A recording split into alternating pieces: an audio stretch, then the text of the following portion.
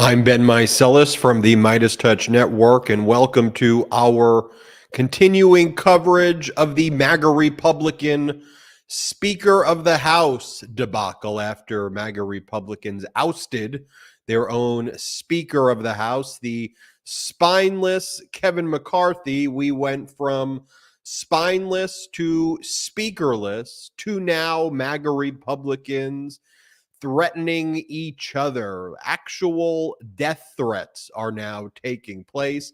Fingers are being pointed at each other, and folks, the chaos is just coming from one side, and one side only. That is the MAGA Republicans, faced with many options after Jim Jordan repeatedly lost in his attempt to become the Speaker of the House. On the first round, being opposed by 20 Republicans.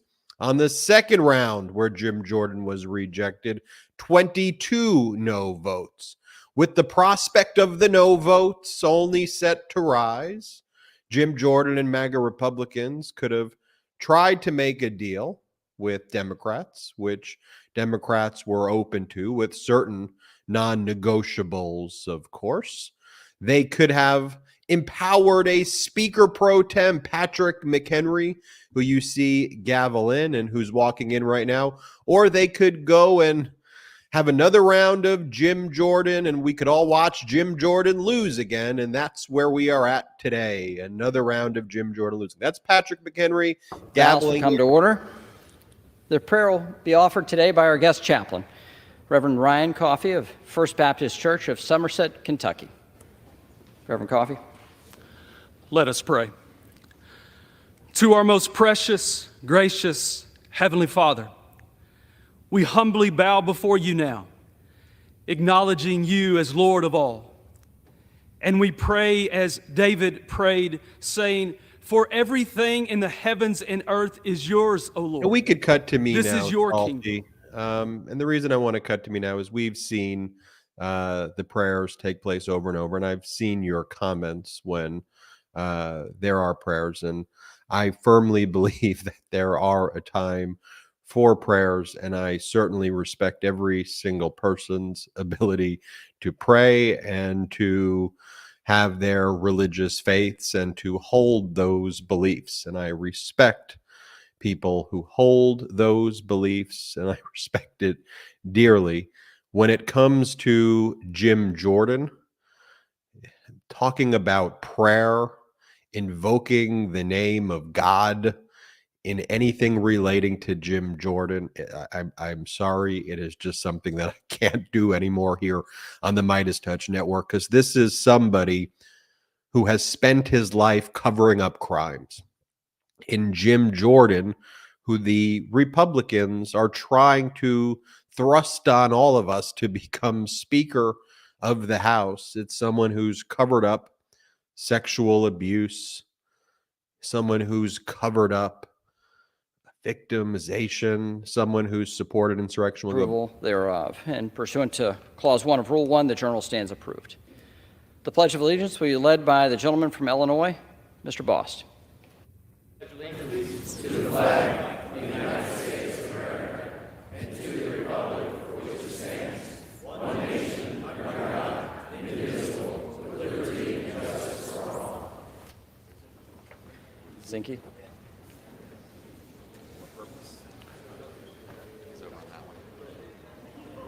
For what purpose does the gentleman from Louisiana rise? Mr. Speaker, pursuant to Clause 7 of Rule 20, I move a call of the House. Under Clause 7B of Rule 20, the chair confers recognition for that purpose. Without objection, a call of the House is ordered. Members will record their presence by electronic device. So what you were just witnessing was a call to the House. In other words, a quorum call vote. That's, you see it right there, the quorum call vote. We will be seeing how many members are present today, and ultimately the amount of members who are present will help our understanding of how many votes that MAGA Republican Jim Jordan can lose before it would become official that he will not win on this third round, and we are learning that there will be at least one defection or someone who's not going to be there who supported Jim Jordan in the first two rounds. Somebody by the name of Congress member Derek Van Orden has arrived in Israel this morning in what he's describing as a fact-finding mission. He will be missing the votes today, which means that Jim Jordan, if all stays the same, can only afford to lose 3 GOP votes right now, and he is expected to lose much more than that. As we stated in the first round, Jim Jordan lost 20 votes. In the second round, Jim Jordan lost 22 votes, and we will see if that number continues to rise. And as I told you, there were options on the table. There were practical, pragmatic solutions that could have addressed all of this. Specifically, a deal with Democrats, but then MAGA Republicans said, we can never do a deal with Democrats ever. We will never work with them. If anybody works with them, you are not a Republican. I mean, grow up. Seriously, that's where you're at? Modern democracies form coalition governments all the time, with actually far-right parties join far-left parties, and they split different power-sharing arrangements. That's just called being adults. Yet the incentive structure in American politics for Republicans is that you get the attention, you get the fundraising, only if you're a Republican, if you attack and shame and ridicule and own the libs and go after Democrats. Meanwhile, the incentive structure for Democrats is you got to be perfect.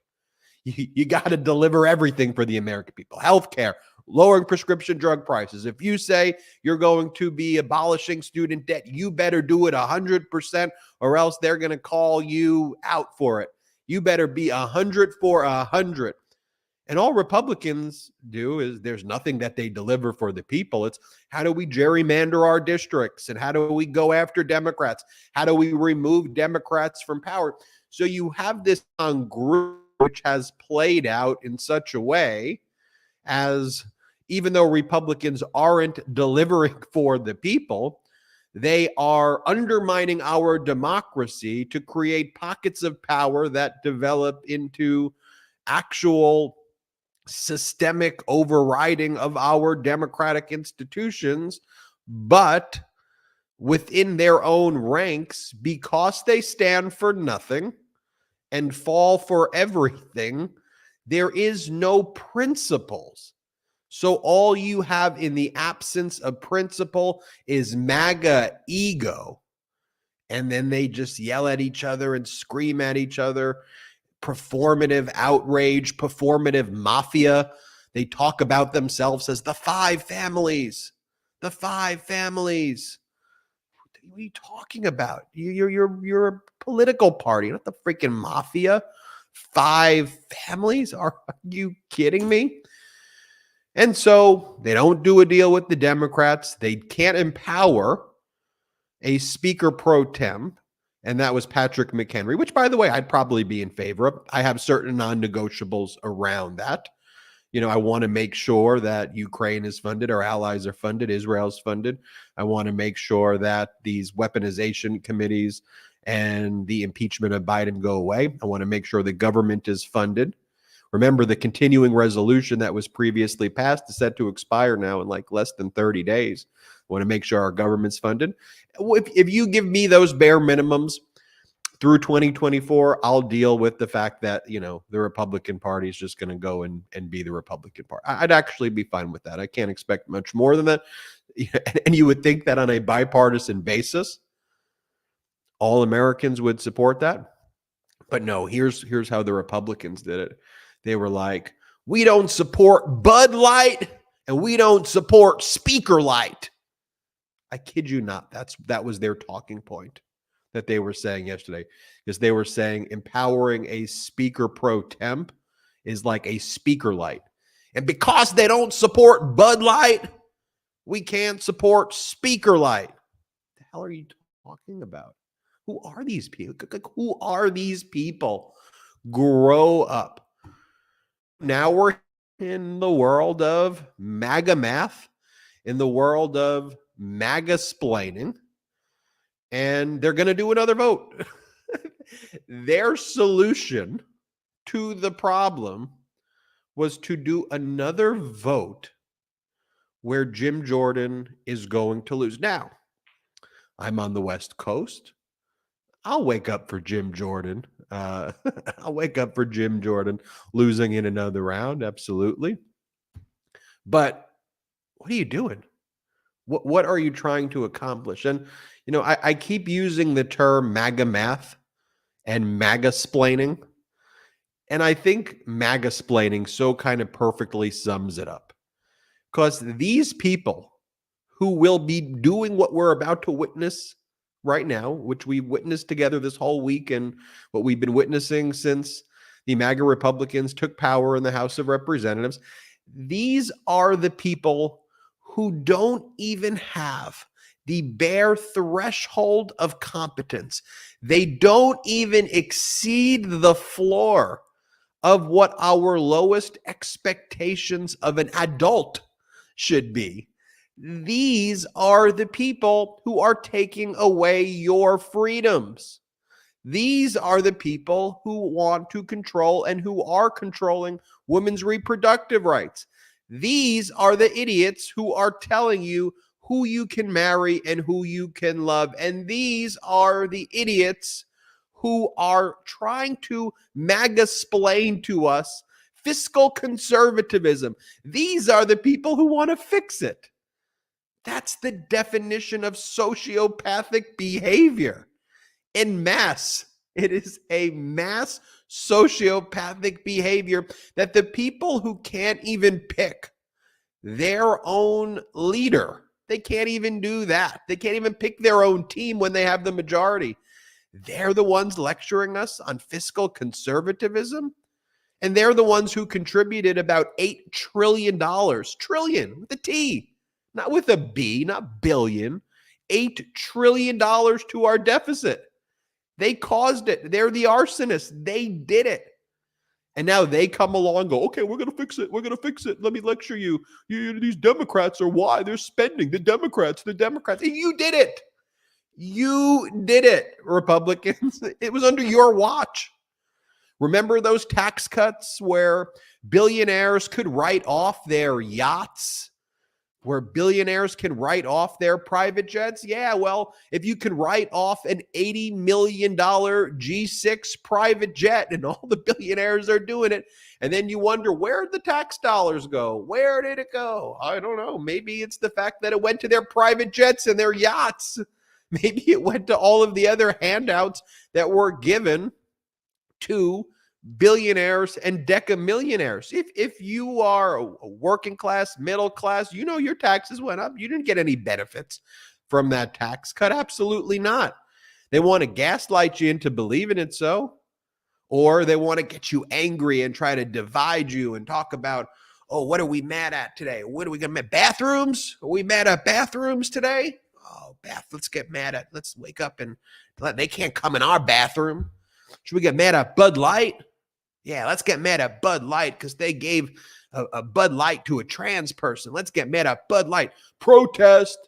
Cancel it. Cancel Bud Light. I thought you were against cancel culture. No. You're for it when it's Bud Light and a trans person drinks a Bud Light. Okay, got it. What else are you? Mr. Potato Head. Oh, they're taking your stoves.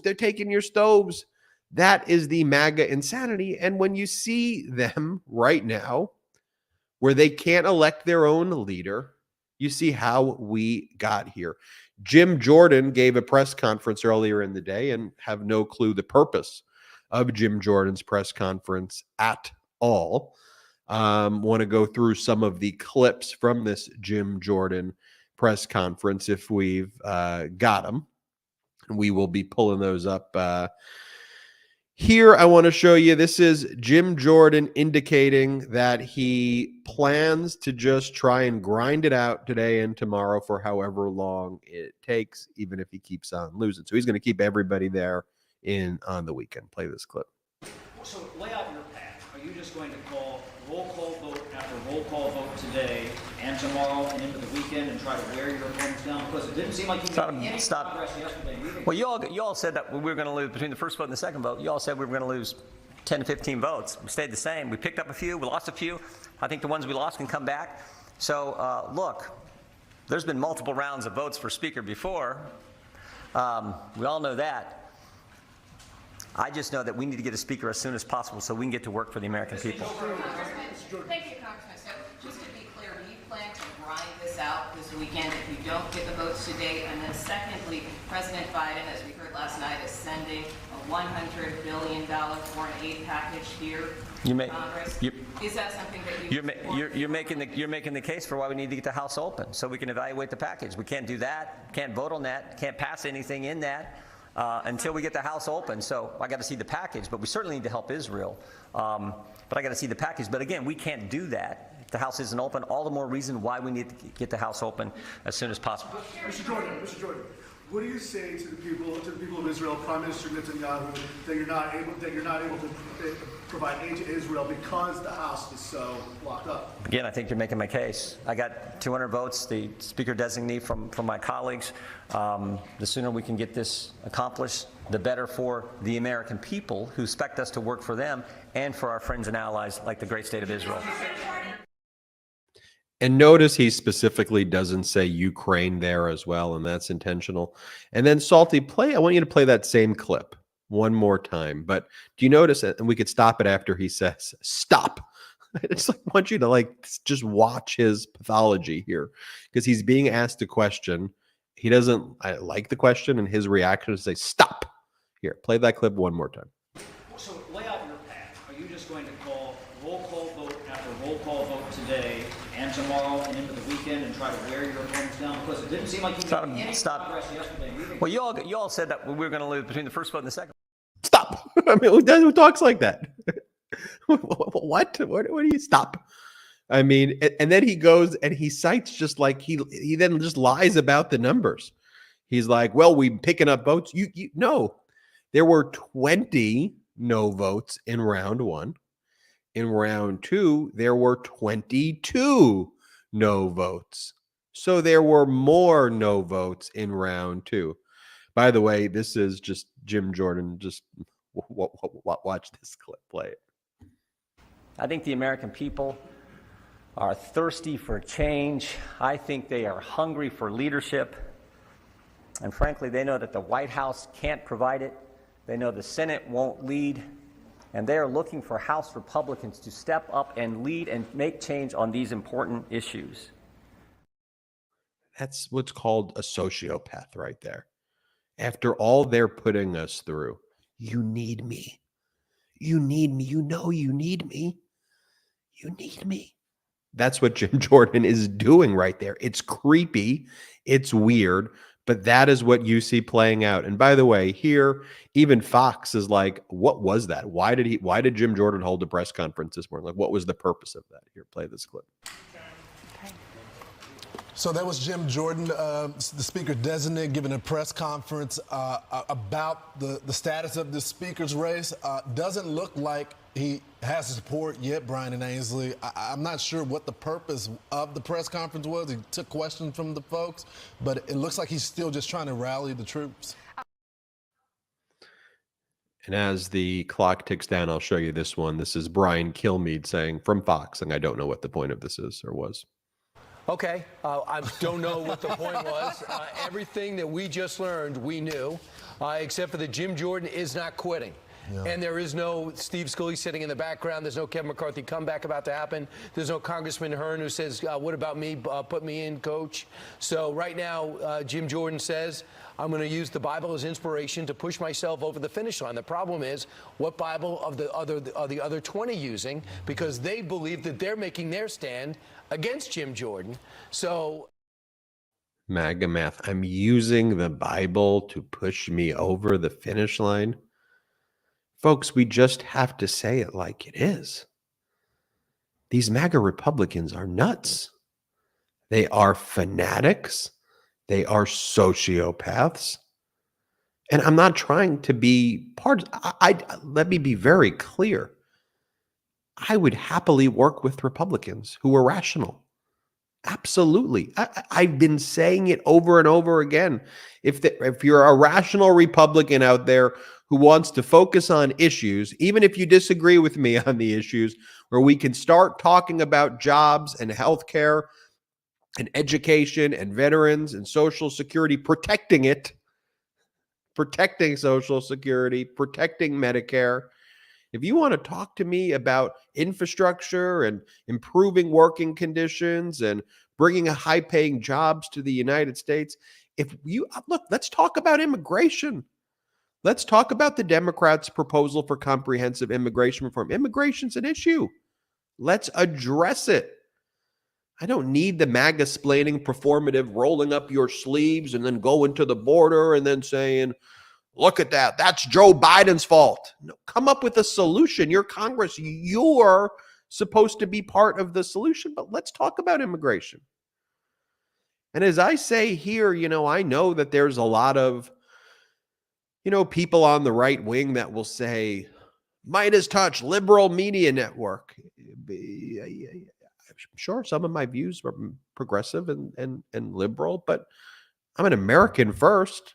I'm pro-democracy first. I'm unapologetically pro-democracy.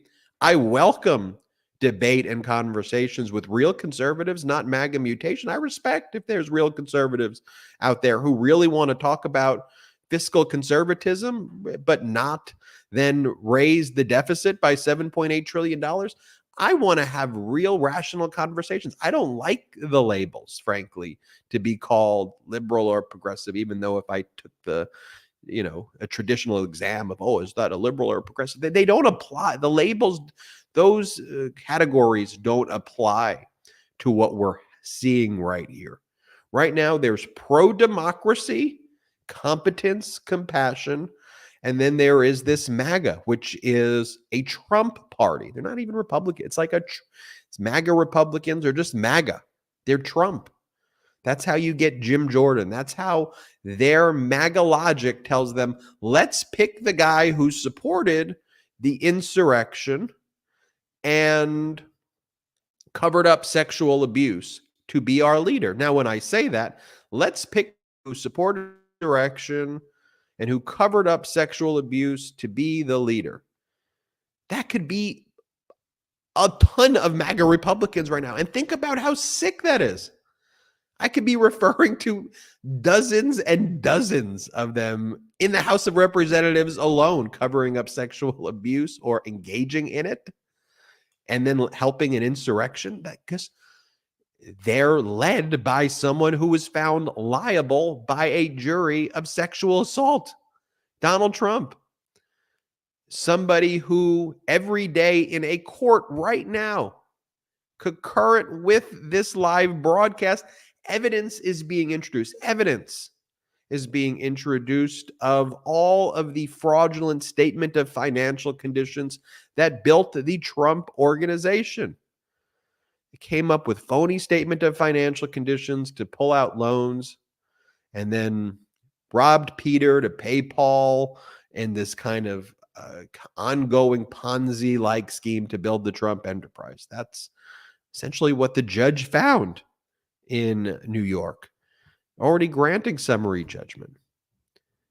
And so you take all of that. Here's how we and here is some breaking news as well.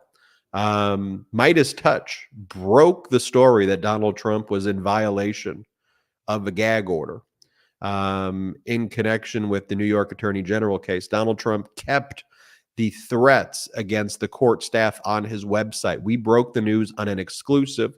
And from what I'm hearing right now, that Donald Trump, that Judge Engoron just asked Trump's lawyers why he shouldn't send Donald Trump to jail or impose other sanctions in light of an incendiary post he ordered him to delete 2 weeks ago that remained online last night. Chris Keiss said it was an oversight. The judge will lose later today. And folks, that was a MeidasTouch exclusive.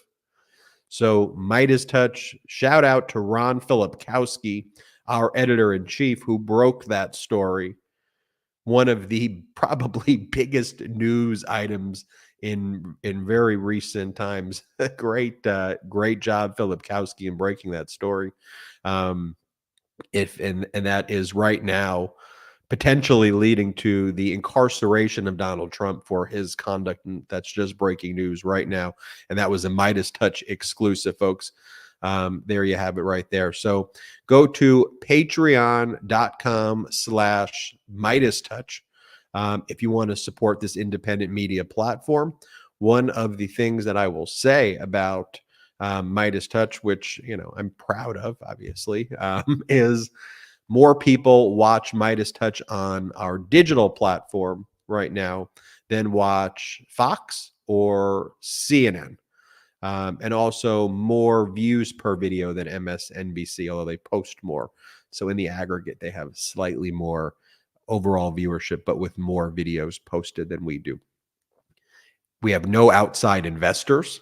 So this is built purely based off of the community. And you can see how we've built out MeidasTouch.com and are now breaking stories where the judge in New York just asked Donald Trump's lawyer why he shouldn't send Donald Trump to jail or impose other sanctions, and a ruling would occur later in the day. Great reporting by our editor-in-chief, Ron Filipkowski. To support us, patreon.com/MeidasTouch, patreon.com/MEIDASTOUCH. And as we wait right now for the speaker's vote to take place, it's a perfect time to go to patreon.com/MeidasTouch. Check it out right now. Also, you can check out our merch at store.MeidasTouch.com, store.MeidasTouch.com. Going to show you a clip of Hakeem Jeffries and his statement from moments ago. Democratic Congress member Hakeem Jeffries. Play the clip. Leader Jeffries. At every step of the way, Republicans have rejected bipartisanship and embraced extremism. Jim Jordan is a clear and present danger to our democracy. He wants to end Social Security as we know it. He wants to end Medicare as we know it. Doesn't believe that President Biden was elected in 2020. That's disrespectful to the American people. Jim Jordan wants to impose a nationwide abortion ban, and he is the poster child for MAGA extremism. We are saying to our traditional Republican colleagues, good men and women on the other side of the aisle, in the attachment to the extremist Jim Jordan and join with Democrats in finding a bipartisan path forward. Catherine Clark. We are. I mean, Jim Jordan should absolutely not be doing this to anybody. Jim Jordan is not qualified, disqualified is the better way to put it. But here we are. And from all of the reporting that we've received, from all of the data we have, I would expect there to be 20 no votes. Again, we'll see if there's more no votes. I know a lot of Republicans are angry with Jim Jordan's decision to try to bring them back out here, angry at Jim Jordan refusing to accept no, Jim Jordan threatening to hold them and their staffs here over the weekend. I guess Jim Jordan thinks he's a bully. You know, this is how Jim Jordan has interacted his entire life. This is how Jim Jordan has behaved his entire life. Threatening, covering up, and bullying. And now we see it on display yet again here when he's, an attention craving, right? Like that press conference he held this morning, what was the point of it?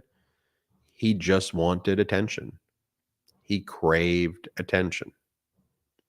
That's why he held a press conference for, frankly, no good reason. He didn't say anything. He probably just pissed more people off. So the expectation is it'll go from 20 no votes. Second round, it was 22 no votes. Will it go to 25 no votes? Will it go to 30 no votes to just send a message? But Jim Jordan can now afford to lose only 3. He doesn't have the votes. So when you don't have the votes, if it's a slim majority, you know what? Sometimes you just got to grow up and you got to work with Democrats. And I know that Fox and all the right-wing echo chamber have demonized Democrats. The whole industry in Republican grift is attack the Democrats,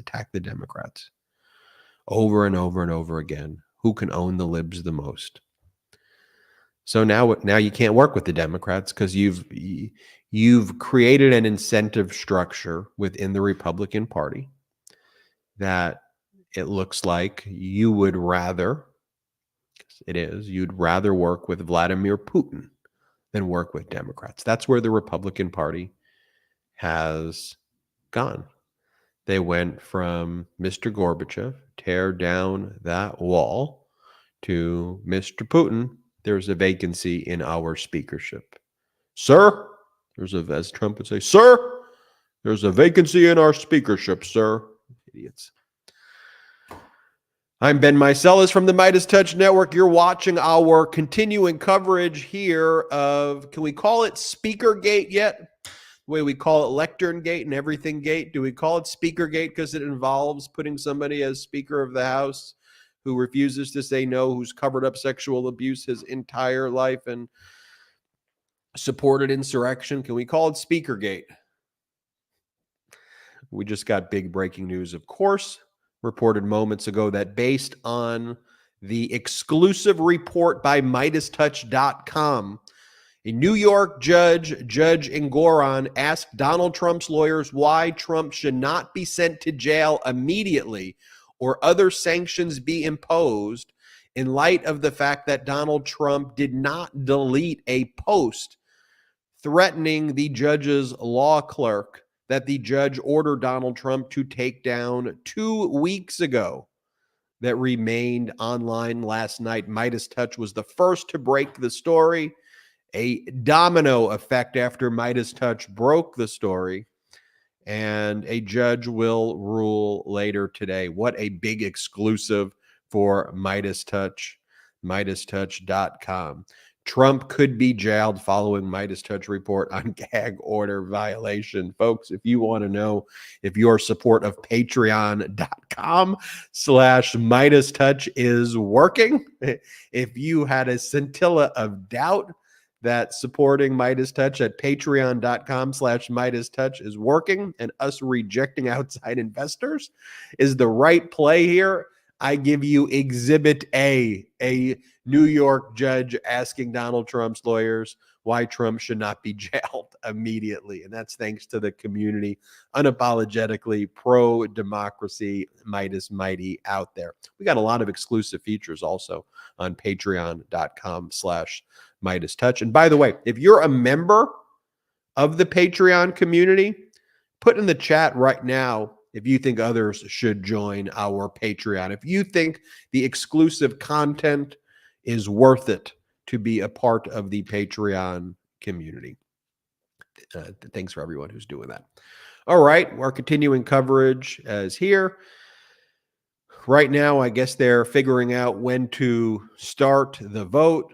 Just trying to count that everybody is in attendance, and then they will go through the vote. Round 1, there were 20 no votes. Round 2, 22 no votes.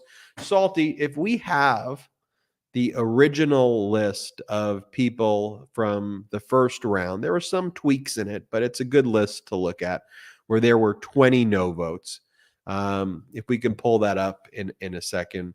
And I'll tell you how round one deviated from round two, where there ended up being two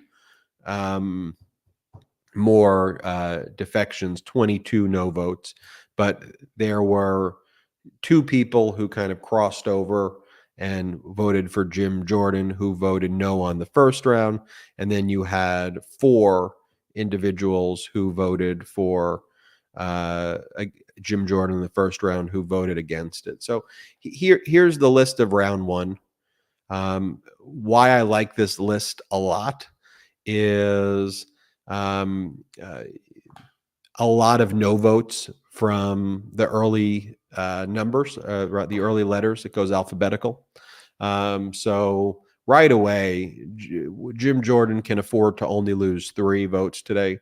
And within a very short period of time, because in this round from earlier in the week on Tuesday, if you go to the next page, Salty, you'll see that Ken Buck is number 17 on the list. So it was slightly outside of alphabetical because Buck, James, LaMalfa, and Spars didn't respond right away when it was done in alphabetical order. So add Buck, because it's if you do it in alphabetical, to the list of on the first list, and go back, Salty, if you can, to 1 through 10.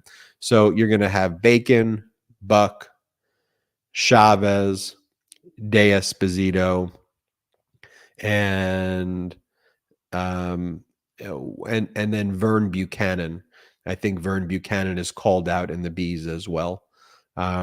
So right away, I think when the roll call is taken, I expect within about 10 minutes, if everyone's paying attention to the roll call, you'll see in the second round, the votes. Still, Hakeem Jeffries received more votes than Jim Jordan, but given that all the other votes for the other people, Jeffries did not have, obviously, the majority vote to become Speaker of the House, and nor is there any credible path for Hakeem Jeffries. So I don't want to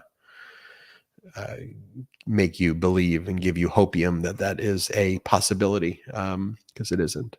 But should there be a rational deal that is reached in a power sharing arrangement, there should be. It's how responsible adults would handle it. That's how I would handle it if the situation was in the opposite, which I can never fathom it would be, because that's not how Democrats operate. But I would absolutely be open to a power sharing arrangement. I'm open to working with Republicans. The MAGA mutation version, to me, is not like really what, as President Biden would say, that's not your parents' Republican Party. That supportive insurrection, I can't work with that. And I don't think that makes me liberal to say I don't support insurrection, just like it doesn't make them conservative to say that they support an insurrection and they sing songs with the January 6th insurrectionists and they're election deniers. They don't believe in free and fair elections. Those aren't conservative views. And so the media buys into the traditional dichotomy of liberal versus conservatism that really doesn't apply to the current moment at all. And they'll go, oh, these are conservatives who are engaging in a pressure campaign. No, it is fascists who are engaged in criminal threats, death threats. The conservatives are pressuring. Just say it what it is. Just use your words, media, and say what it is. So as we wait for, you still see that there are some no votes right there. And we will, of course, keep you posted here as we learn more. Let's just go back to the House floor for a moment in case you're sick and tired of hearing. And one thing I'll tell you while we go to the House floor and wait, though, is if you want to go to patreon.com/MeidasTouch right now would be a great time to do it. Patreon.com/MeidasTouch. Let's go to the House floor and I'll shut up for a bit.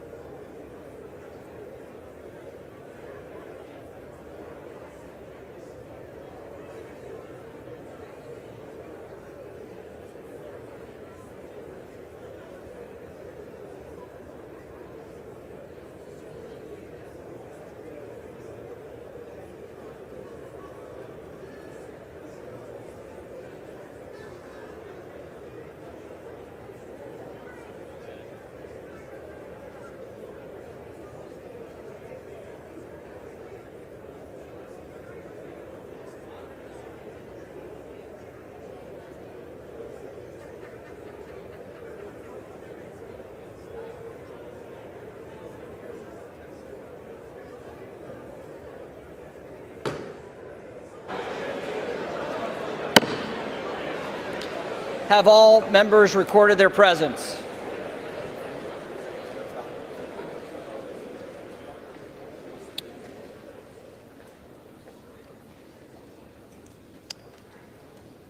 On this roll call, 427 members have recorded their presence.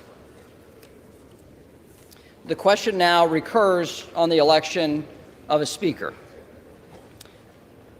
If the tellers will please come forward.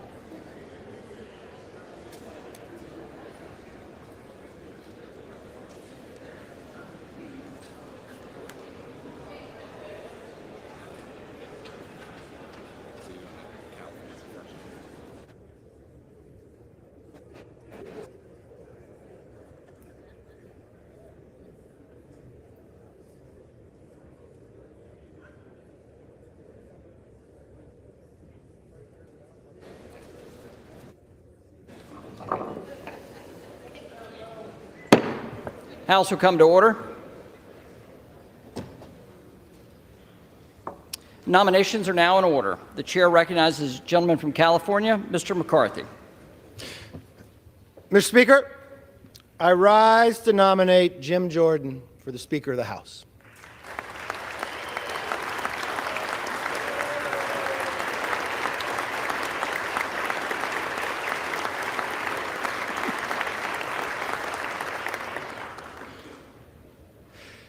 Now, I've listened to the speeches this week, and I can already tell you what my friends on the other side will say using their poll-tested phrases. But let me correct the record. Jim Jordan is an effective legislator.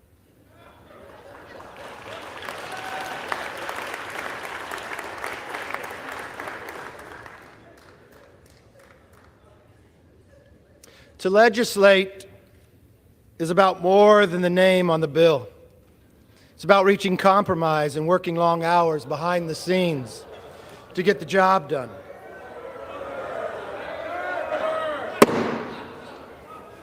The House will come to order. Gentleman may resume. When you are the chairman of a committee, you are responsible for dozens of bills passing the House and being signed into law.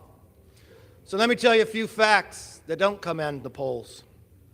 As the leader of the Judiciary Committee, Jim has passed more bills through the House in just 3 years than the entire Democrat leadership team that has their collective 28 years in Congress.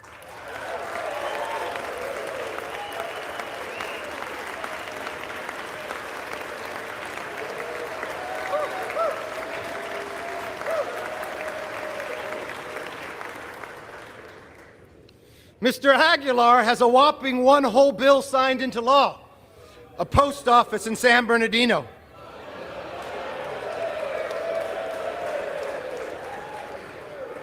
I guess that's good enough to be caucus chair. Jim Jordan, on the other hand, has a hand in drafting bills like the REINS Act to curb unaccountable bureaucrats.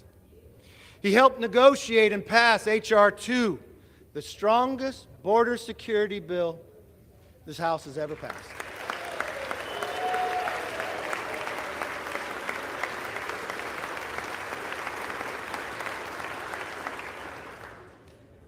And many of you know, because you were in the room, watching Jim find compromise, watching Jim listen to your positions, and finding a bill that can pass. And let's put this in reality. We've had large majorities, but we never could pass a border security bill. That takes leadership. Now, they're going to get upset by it. Why? Because every single Democrat voted against securing our border. Democrats are attacking Jim because they don't want the American people to remember that they voted against securing and keeping a wide open border. They may not want the American public to know the number of people we catch on the terrorist watch list. They may not want people to know what the future holds in the security for our nation based upon their policies. Name me one bill Democrats passed that would secure our border. I'm waiting. You can't, because they haven't. Mr. Speaker, the truth is, if we measure lawmakers by how many bills have their name on it, we are using the wrong measuring stick. Some of my members I know with the most bills to their name are the most selfish. Jim Jordan, on the other hand, is one of the most selfless members I've known.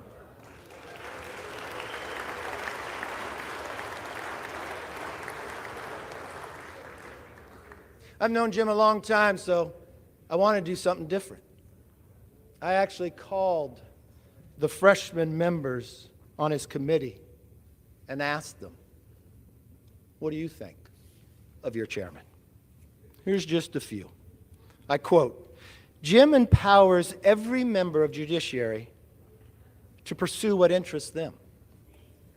I quote by another, he lets each of us take the lead on the issues that are important to us, even letting freshmen and junior members take important roles. Another one, he trusts our judgment on how we handle issues and witnesses, and always seeks our input on key issues. Another, as a freshman, he had me lead off a hearing that related to my subject matter expertise, and he goes out of his way to highlight member successes. He is straightforward, honest, and reliable. That is who Jim Jordan is, and that's what being a speaker is all about.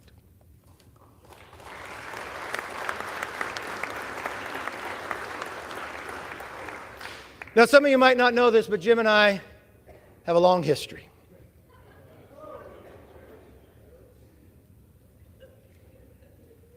We created because we take our job serious.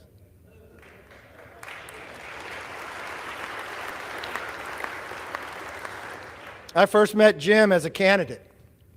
I traveled to Ohio. I remember pulling up for breakfast at a Bob Evans in Ohio.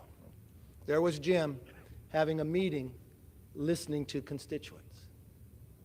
I traveled with him throughout the day, from Rotary to Farm Bureau, to just listening to people that had concerns. And I watched them, the same Jim Jordan I see today. He was a leader, a listener, and a fighter. We were actually elected to Congress that same year and became close friends.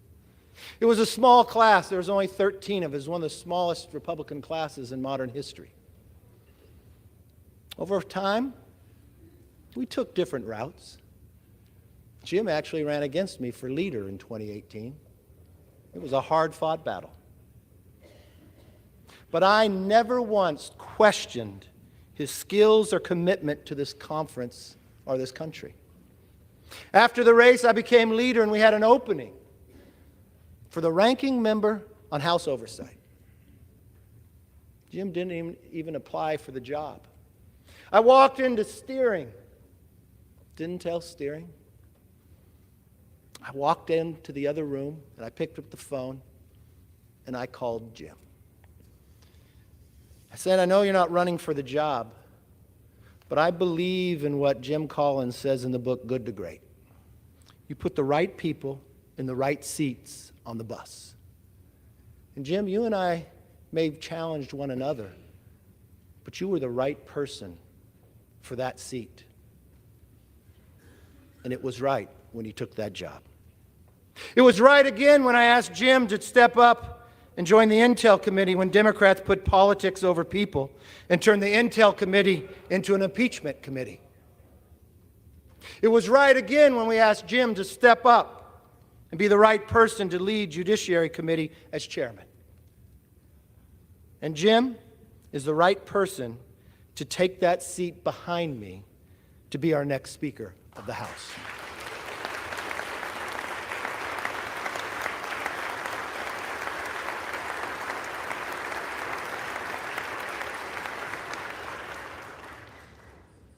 Mr. Speaker, we have an important job to do. The American people expect us to focus on the most pressing issues. We've watched what the Democrat majority has done and brought us inflation like we haven't seen since the 70s. We've watched what the Democrats have done by opening up our border, bringing fentanyl, killing Americans each and every day. And now we have a war in Israel. This country is too great for small visions. Trust me, being Speaker is not an easy job, especially in this conference. But I've seen Jim spend his entire career fighting for freedom, no matter what, no matter the odds, and I know he is ready for the job. And so it is my honor to say, as a member of the Republican Conference, I am directed by the vote of that conference to present for the election to the office of Speaker of the House of Representatives the name of my friend, the Honorable Jim Jordan, a representative from the state of Ohio. I yield back.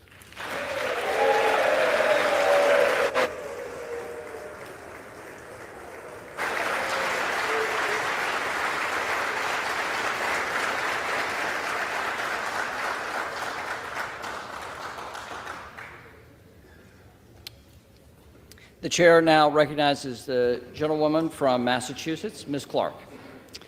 Thank you, Mr. Chair. 212, it's a New York area code, and it's our call for a speaker of integrity, intelligence, and inclusion. 212 is our call for a speaker who will protect our children, our veterans, our planet. 212 is our call for a speaker who will grow the middle class, lower costs, create good-paying jobs, and make health care affordable. 212 is our call for a speaker who will secure liberty, justice, and opportunity for everyone. Well, the unanimous call of 212 House Democrats has been answered by our nominee for Speaker, the gentleman from Brooklyn, the leader of our House Democratic Caucus, the Honorable Hakeem Jeffries.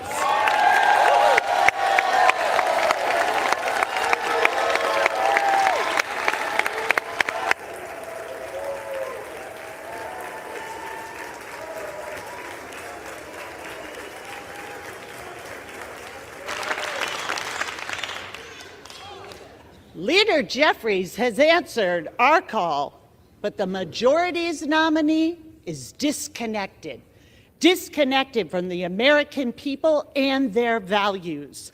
Maga extremism is designed to divide, and it has broken the Republican Party. Their nominee's vision is a direct attack on the freedom and the rights of the American people. And he's got the record to prove it. The Republican nominee has voted against health care for children, for veterans, even for 9/11 survivors. He has opposed lowering the cost of insulin repeatedly. He wants to cut Social Security and Medicare.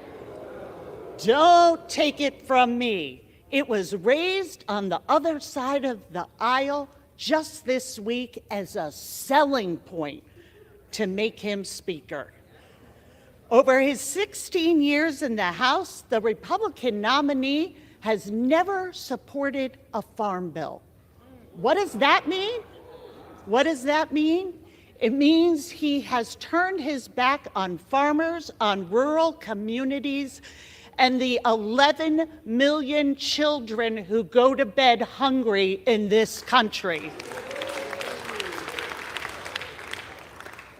The Republican nominee wants a national abortion ban with no exceptions for rape, incest, or the health of a mother. We want to make our own healthcare decisions in consultation with our families, our doctors, our faith, not with Jim Jordan.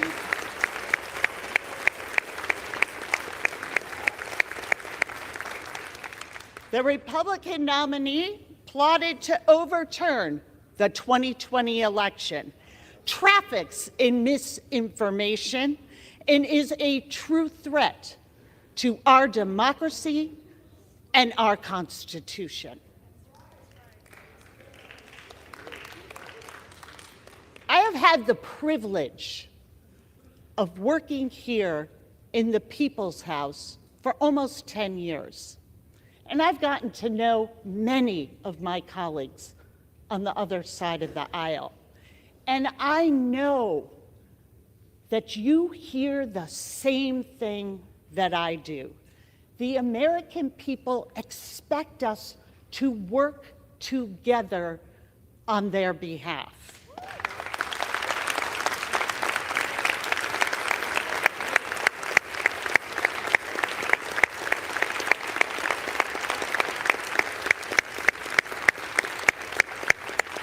It is not too late for the majority to choose a bipartisan path forward to reopen the House. Take yes for an answer.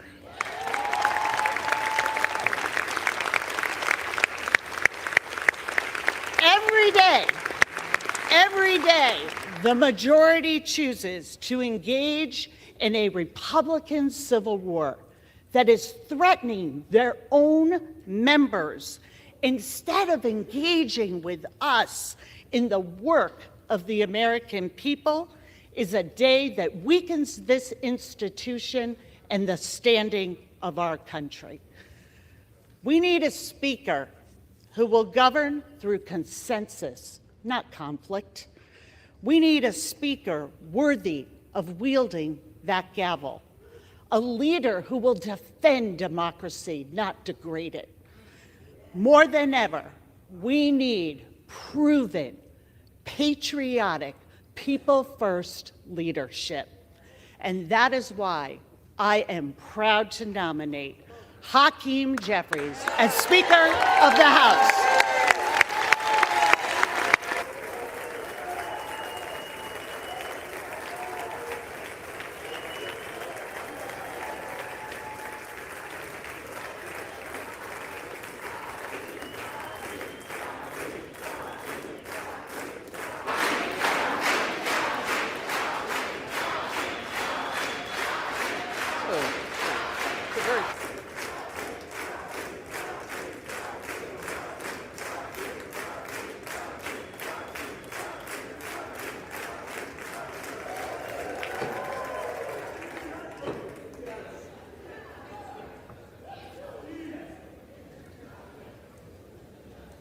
The reading clerk will now call the roll.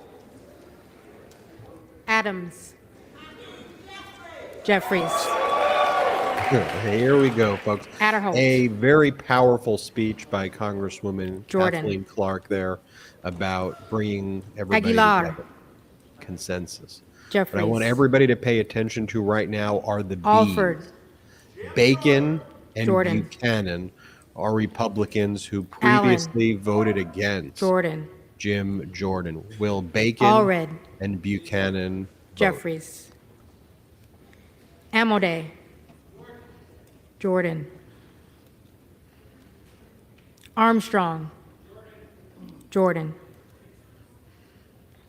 Arrington. Jordan. Auchincloss. Jeffries. Babin. Get ready for Bacon. Jordan. Bacon. McHenry. There you have your first Jim Jordan defection as predicted. Bacon goes with McHenry. On this list, next is Chavez, but I want to focus on as well Vern Buchanan.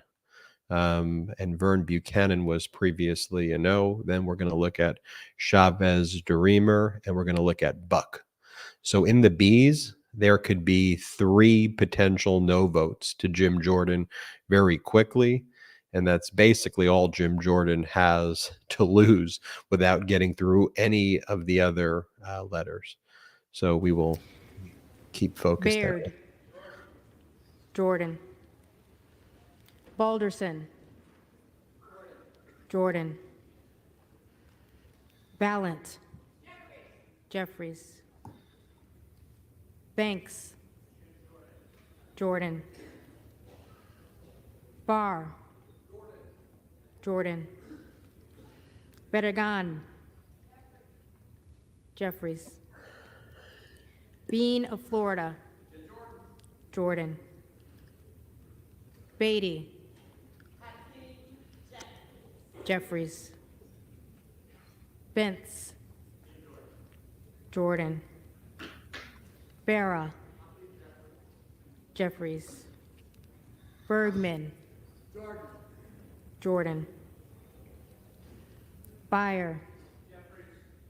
Jeffries. Bice. Jordan. Biggs. Jordan. Bilirakis. Jordan. Bishop of Georgia.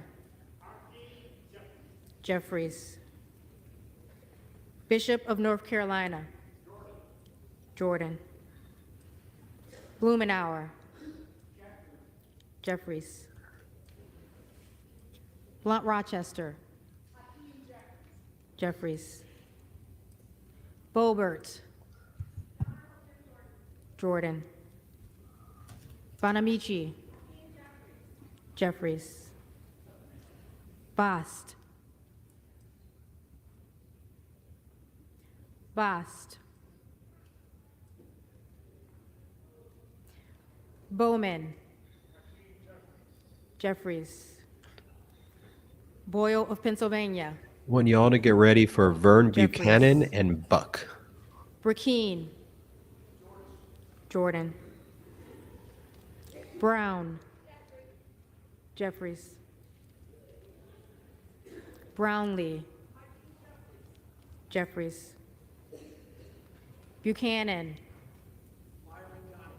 Donalds. So as I predicted, Buchanan goes for Byron Donalds. Now let's watch for Buck. Clearly what we are seeing here, folks, is the same pattern repeating. That's why I wanted to go through names with you. You can Buck. see, here we go. Emmer. Buck, as predicted, goes against Jim Jordan. And as predicted in the Bs, you've got 3 no votes against Jim Jordan, following the same pattern as the second round. The list that Bouchon. we have here now is the first round, Jordan. where there were additional people who were added, Budzinski. some detractors. Jeffries. Next up, I want to look at Chavez. Burchett. DeRemer. Burchett. Jordan. Burgess. Jordan. Burleson. Jordan. Bush. Jeffries. Calvert. Jordan. Kamek. Jordan. Caraveo. Jeffries.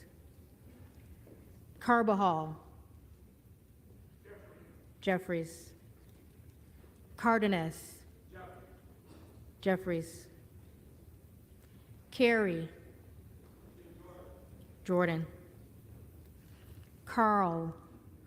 Now, as we look through our list, Jordan. let's pull it up one more time, Salty. Carson. We're looking at Chavez Jeffries. DeRemer right now. Carter of Georgia. Chavez DeRemer will make 4 Jordan. no votes if she Carter of votes. Louisiana. if Chavez If Chavez DeRemer votes no again. Jeffries. Carter of Texas. Jordan. Cartwright. Jeffries. Kassar. Jeffries.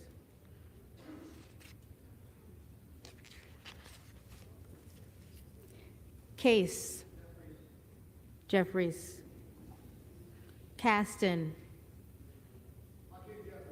Jeffries. Castor of Florida. Jeffries. Castro of Texas. Jeffries.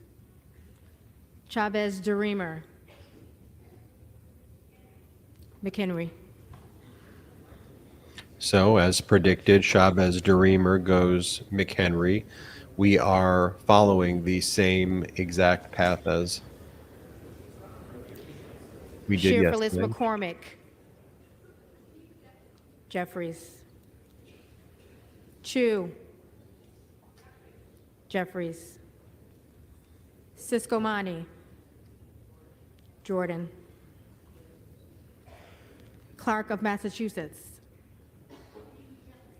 Jeffries. Clark of New York. Jeffries. Cleaver. Jeffries. Klein. Jordan. Cloud. Jordan. Clyburn. Jeffries. Clyde. Jordan. Cohen.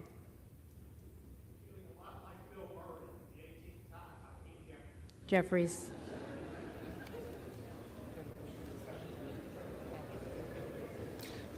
Cole. Jordan. Collins.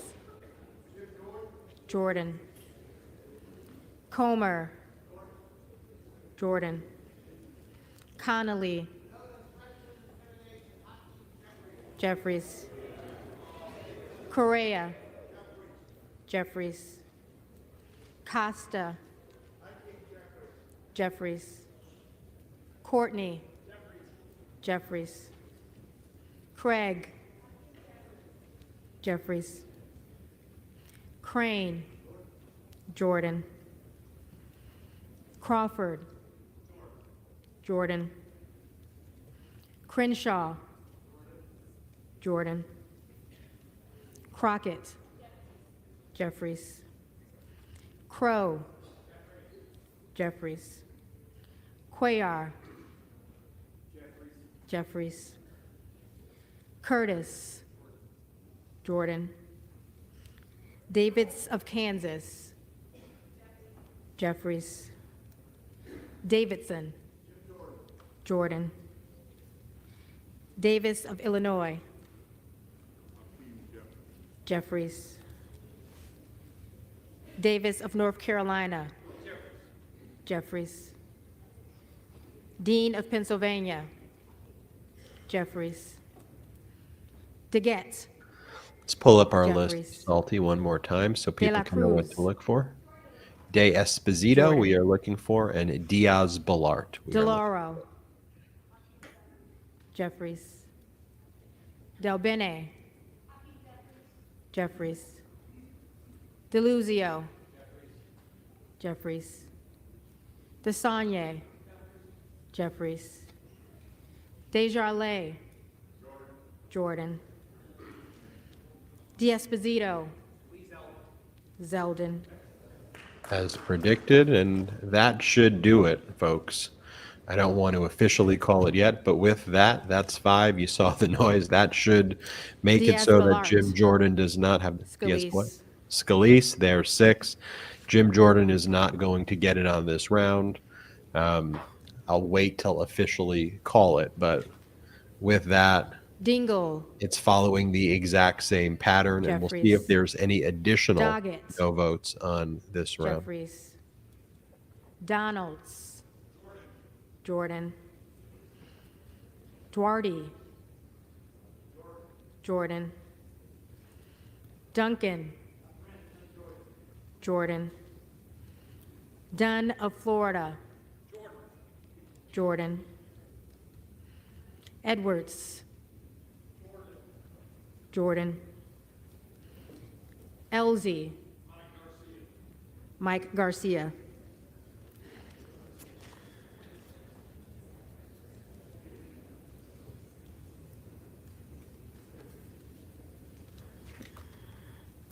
Emmer. Jordan. Escobar. Jeffries. Eshu. Jeffries. Espaillat. Jeffries. Estes. Jordan. Evans. Jeffries. Ezel. Jordan. Fallon. Next, let's watch for Jordan. Ferguson, who's likely going to go for Feenstra. Scalise. Jordan. Let's see if Ferguson goes for Scalise. Ferguson. Scalise. 8 no votes. Embarrassing. Embarrassing. Finstad. Jordan. Fischbach. Jordan. Fitzgerald. Jordan. Fitzpatrick. McHenry.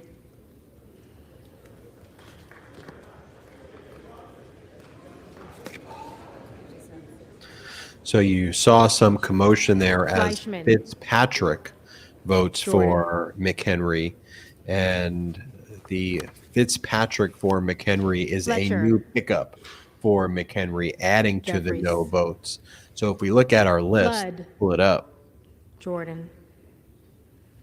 Of course, Foster. Fitzpatrick was not on that list, so let's add Jeffries. Fitzpatrick. Fushi. Jeffries. Fox. Fox. Lois Franco. Jeffries. Scott Franklin. Jordan. Frost. Jeffries. Fry. Jordan. Fulcher. Jordan. Gates. Jordan. Gallagher. Jordan. Gallego. Jeffries. Garamendi. Jeffries. Garbarino. Zeldin.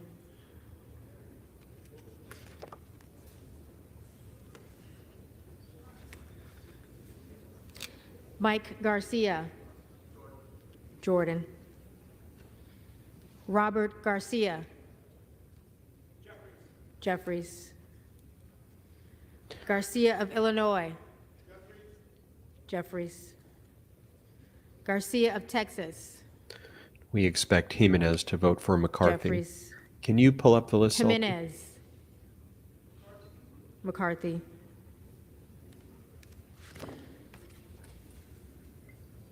Yeah, 11 no votes for Jim Jordan. He's toast, folks, again. And as I said, MAGA math. We knew this was Golden going of to happen. Maine. But rather than try Jeffries. to make a deal, this is what the Goldman MAGA of New Republicans are York. putting our country through. Jeffries. Gomez. Jeffries.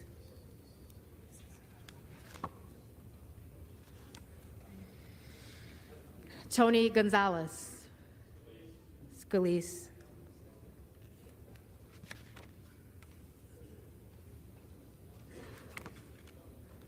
Vicente Gonzalez.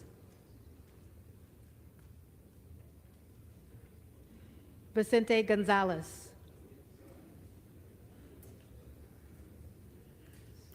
Good of Virginia. Jordan. Gooden of Texas. Jordan. Gosar. Jordan. Gottheimer. Jeffries. Granger. Scalise.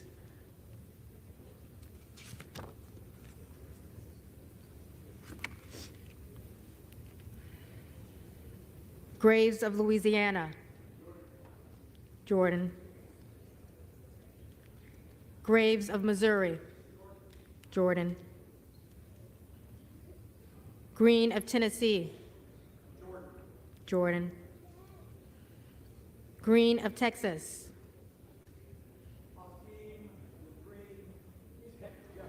Jeffries. Green of Georgia. Jordan. Griffith. Jordan. Grijalva. Jeffries. Grothman. Jordan. Guest. Jordan. Guthrie. Jordan. Hageman. Jordan. Harder of California. Jeffries. Harris. Jordan. Harshbarger. Jordan. Hayes. Jeffries. Hearn. Jordan. Higgins of Louisiana. Jordan. Higgins of New York. Jeffries. Hill.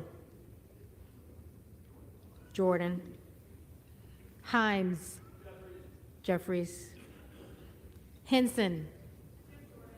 Jordan. Horsford. Jeffries. Houchin. Jordan. Houlihan. Jeffries. Hoyer.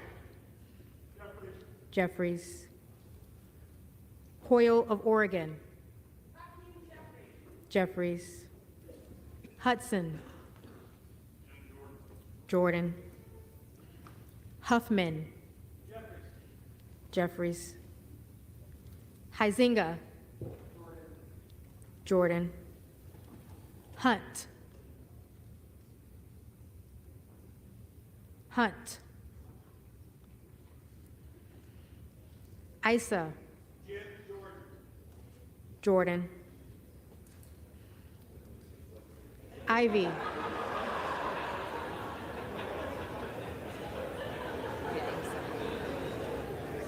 Ivy. Jeffries.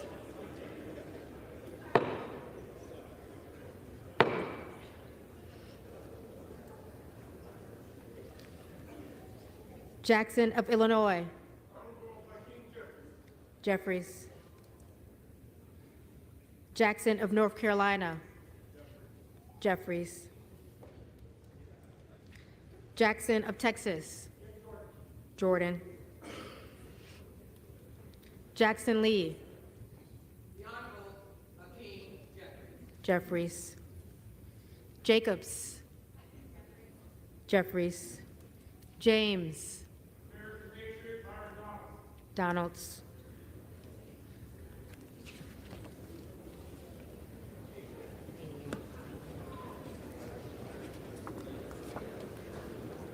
Jayapal. Jeffries. Jeffries. Jeffries.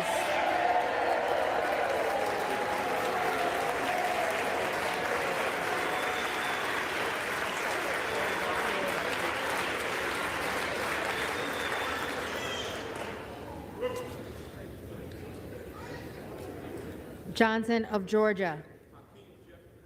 Jeffries. Johnson of Louisiana. Jordan. Johnson of Ohio. Jordan. Johnson of South Dakota. Jordan. Jordan. Jordan.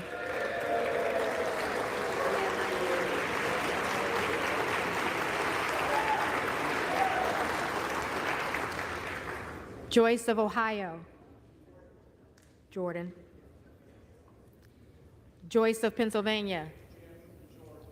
Jordan. Cam Lager-Dove. Jeffries. Captor. Jeffries.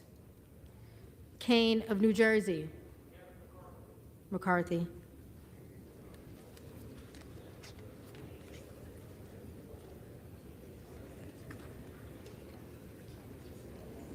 Keating. Jeffries. Kelly of Illinois. Jeffries. Kelly of Mississippi. Jordan. Kelly of Pennsylvania. Scalise.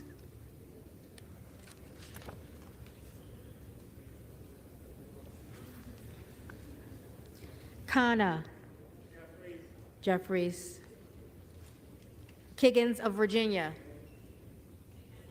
McHenry.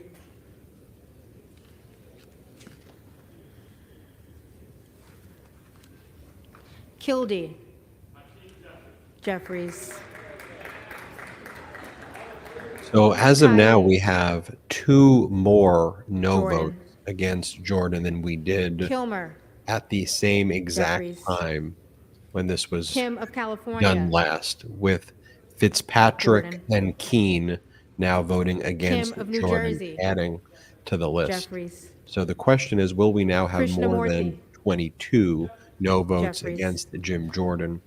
I Custer. expect that to be the case. 24, 25. Jeffries. Will it be more than Kustoff. 25?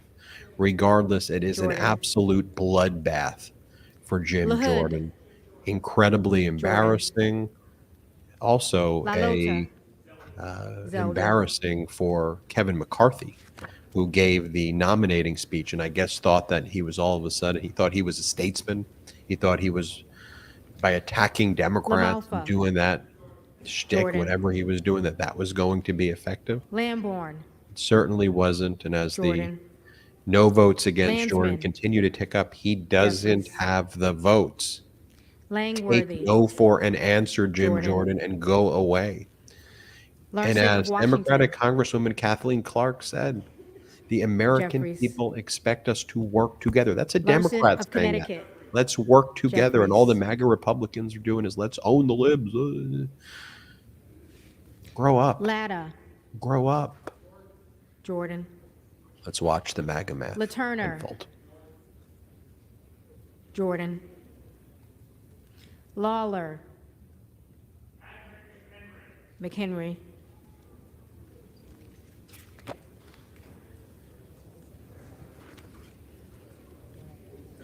Lee of California. Jeffries. Lee of Florida. Jordan. Lee of Nevada. Jeffries. Lee of Pennsylvania. Jeffries. Ledger Fernandez. Jeffries. Lesko. Jordan. Letlow. Jordan. Levin. Jeffries. Liu. Jeffries. Lofgren. Jeffries. Loudermilk. Jordan. Lucas. Jordan. Lutkemeyer. Jordan. Luna.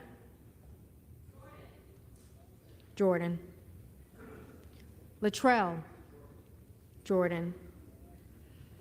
Lynch. Jeffries. Mace. Jordan. Magaziner. Jeffries. Maliotakis. Jordan. Mann. Jordan. Manning. Jeffries. Massey. Jordan. Mast. Jordan. Matsui. Jeffries. McBath. Jeffries.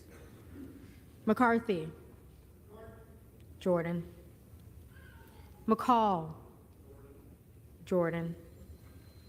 McLean. Jordan. McClellan. Jeffries. McClintock. Jordan. McCullum. Jeffries.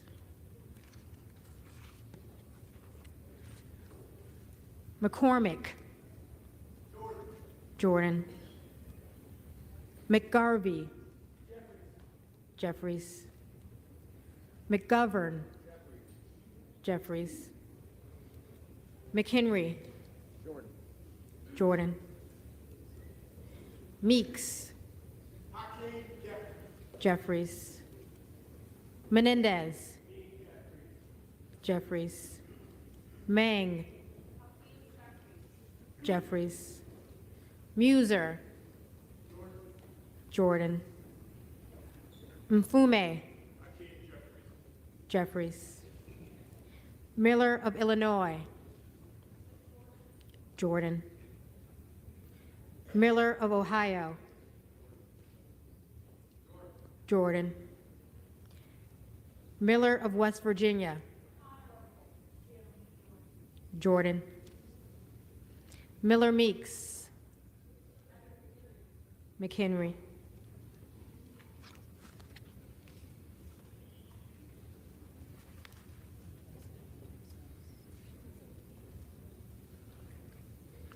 Mills. Jordan. Molinaro. Zeldin.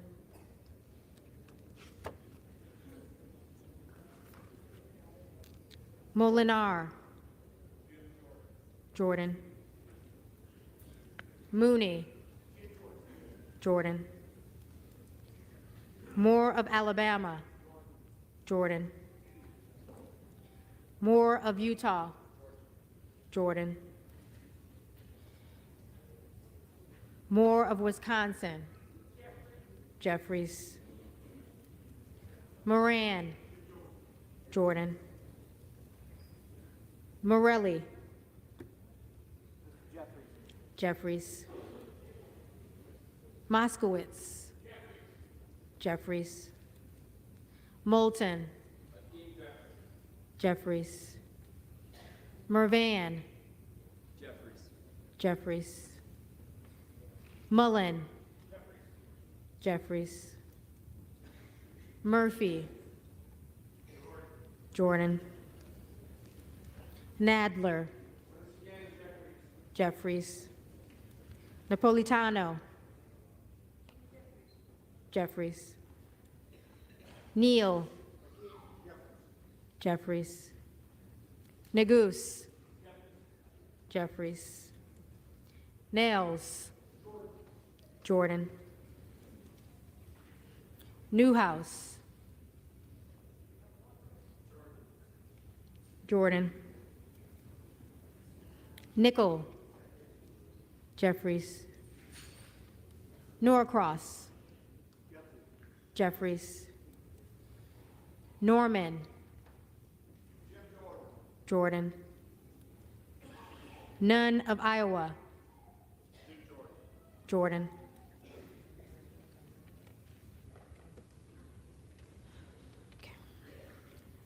Obernolte. Jordan. Ocasio-Cortez. Jeffries. Ogles. Jordan. Omar. Omar. Jeffries. Owens. Jordan. Pallone. Jeffries. Palmer. Jordan. Panetta. Jeffries. Pappas. Jeffries. Pascrell. Jeffries. Payne.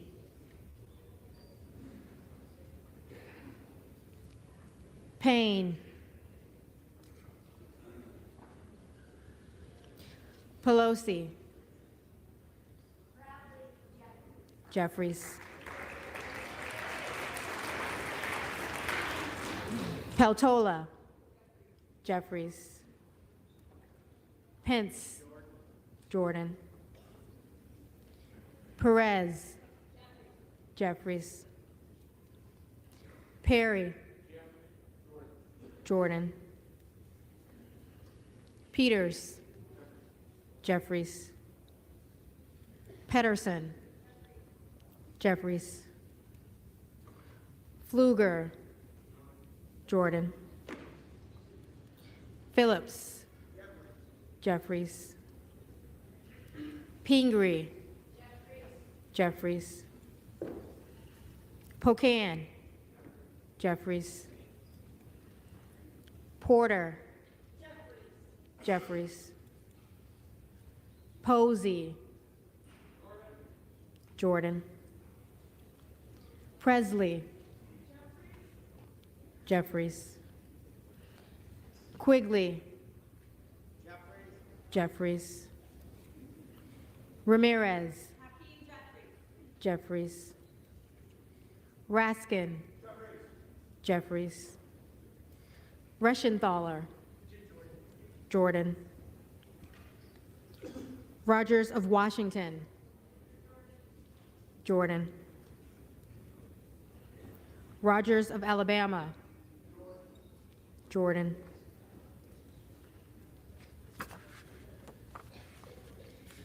Rogers of Kentucky. Jordan. Rose. Jordan. Rosendale. Jordan. Ross. Jeffries. Rouser. Jordan. Roy. Jordan. Ruiz. Jeffries. Rupersberger. Jeffries. Rutherford. Scalise.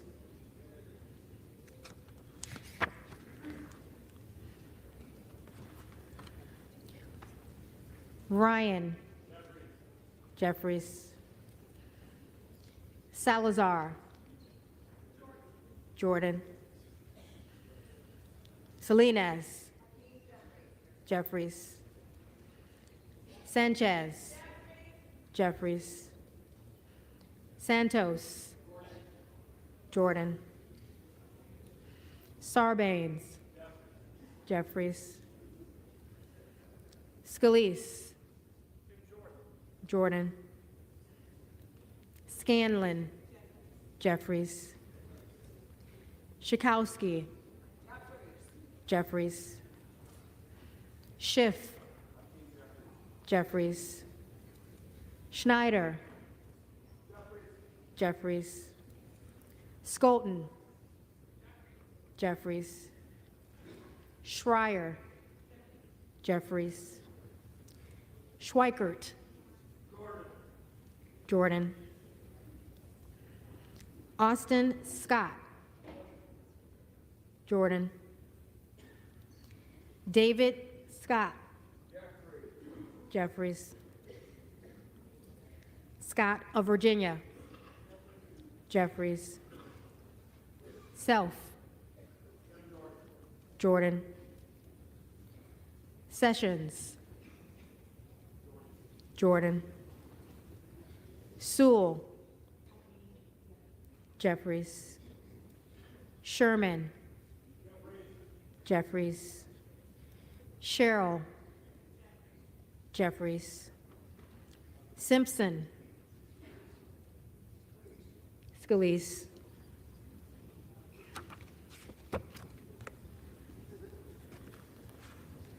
Slotkin. Jeffries. Smith of Missouri. Jordan. Smith of Nebraska. Jordan. Smith of New Jersey. Jordan. Smith of Washington. Jeffries. Smucker. Jordan. Sorensen. Jeffries. Soto. Jeffries. Spanberger. Jeffries. Sparts. Jordan. Stansbury. Jeffries. Stanton. Jeffries. Stauber. Westerman.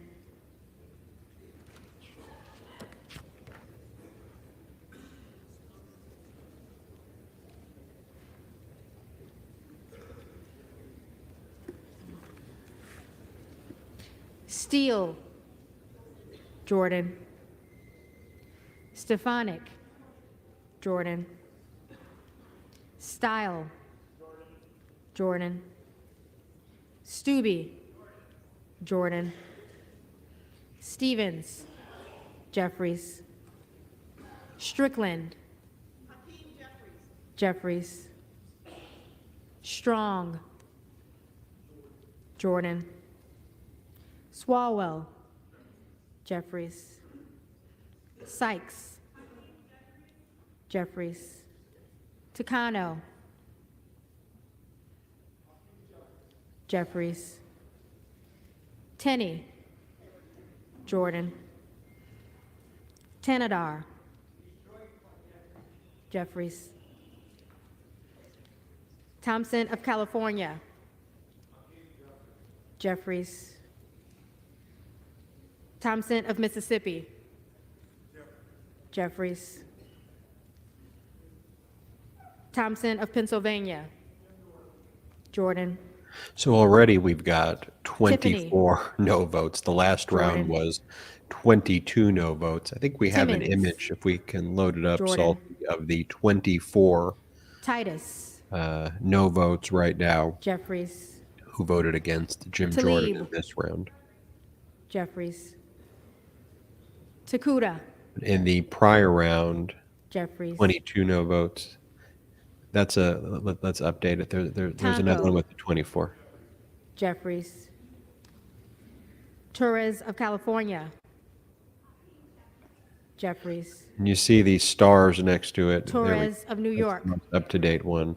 And the Jeffries. asterisks are people who are now Trahan. voting against Jordan, who voted for Jeffries. Jordan in the prior round. That's why we're at Trone. 24 no Jeffries. votes right now. Turner. Jordan. Underwood. Jeffries. Valadeo. Jordan. Van Drew. Jordan. Van Dyne. Jordan. Van Orden. Van Orden. Vargas. Jeffries. Vasquez. Jeffries. The only other one I'm really paying DC. attention to right now is Womack Jeffries. and seeing if Womack. Velasquez. Jeffries. Wagner. See if Womack brings it to 25 or not. Jordan. Wahlberg. Jordan. Waltz. Jordan. Wasserman Schultz. Jeffries. Waters. Jeffries. Watson Coleman. Jeffries. Weber of Texas. Jordan.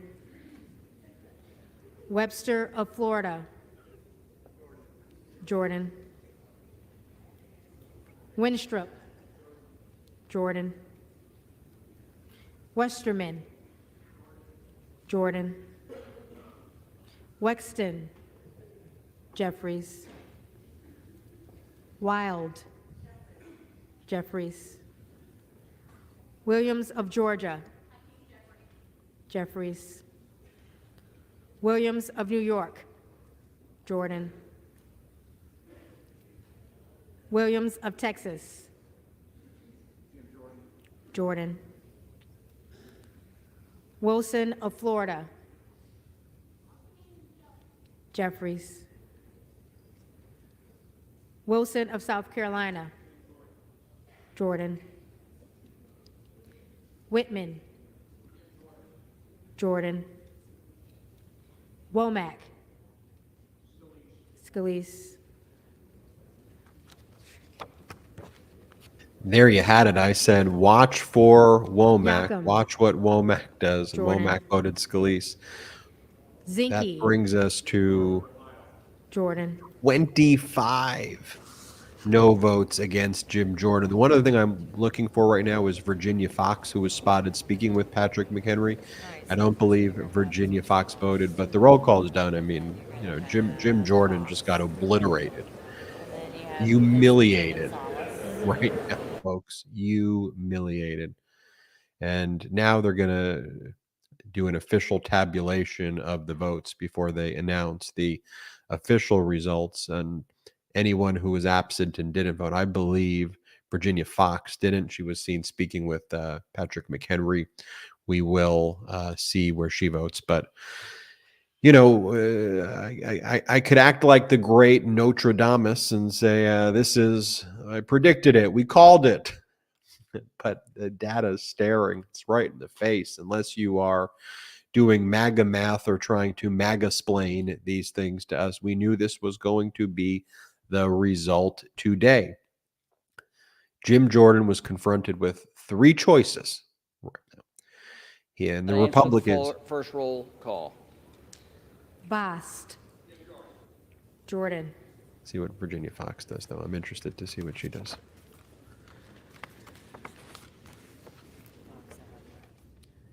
Fox. Jordan.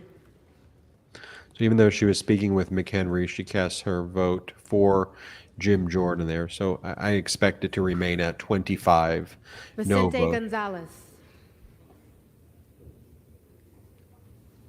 Vicente Gonzalez.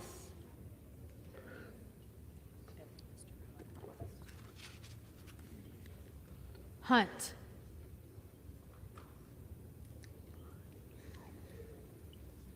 Hunt.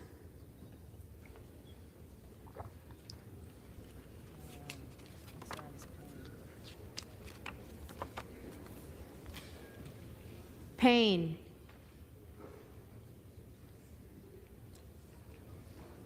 Payne.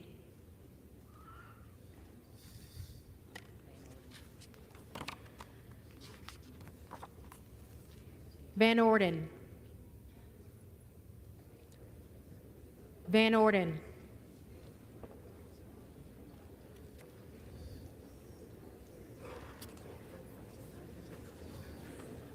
If there are members,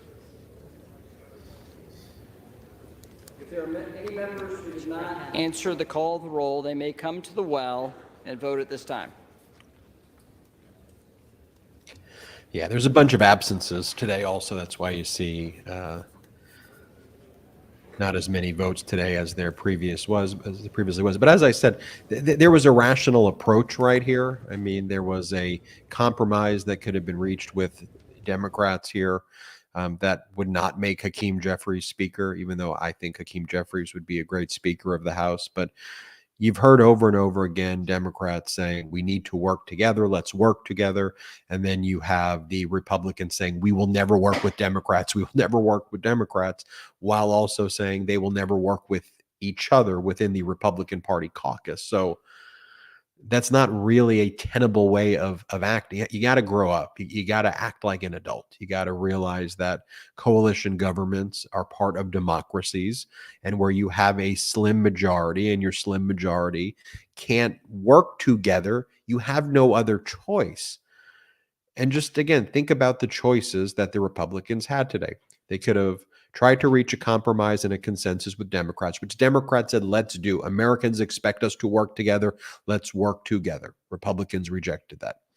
Republicans could have withdrawn Jim Jordan's name, put the name of Patrick McHenry up as a temporary speaker, a speaker pro tem, if you will, and forced to vote on that issue. And they didn't do that. So knowing that Jim Jordan didn't have the votes to become speaker, they decided to do another vote for Jim Jordan so that he could go from 20 no votes to 22 no votes to 25 no votes. That is called Maga math. And as I've said before, these are the people who want to Maga-splain to us. The people who chose, let's do another vote of Jim Jordan, are the people who are taking away your freedoms, these MAGA Republicans. They are the people who are lecturing you and what it means to be a fiscal conservative, and they're the ones lecturing you about spending. They're the ones who are lecturing you about decisions that you should be making with your doctor, with your faith, with your family, in your bedroom. The behavior is sociopathic. That they think that we'll save you, we'll help you, we'll do it, we'll fix it. Well, no, you don't. You can't even elect your own leader. Get the hell out of our bedrooms. Get the hell out of our doctor's office, MAGA Republicans. You're dysfunctional and you're disgusting. Get out of here.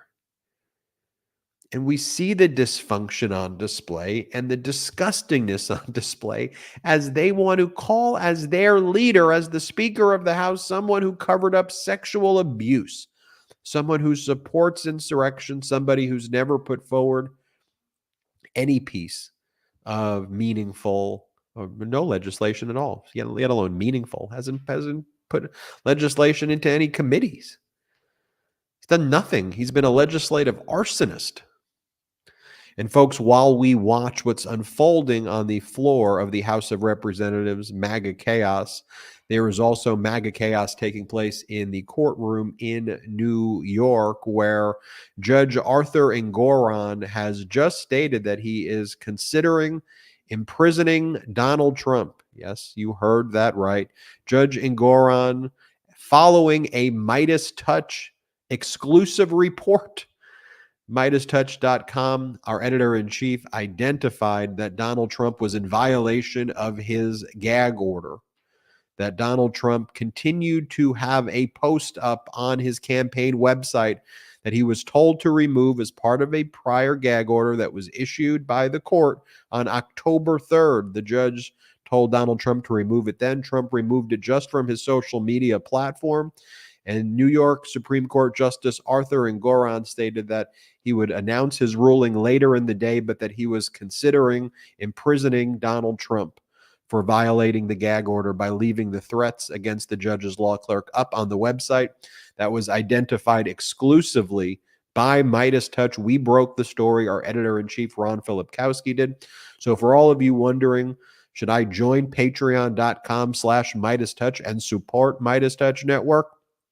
MeidasTouch Network does not have outside investors. It relies on community support. Well, we built a website that is now the top pro-democracy website in the world, and we just did a report that may be one of the most meaningful in recent historical memory, thanks to your support that could lead to Donald Trump being incarcerated for violating a gag order that we broke that story on MeidasTouch.com. Great work to Ron Filipkowski. So if you're wondering if you should support MeidasTouch.com, think about the results right there in just the last 24 hours.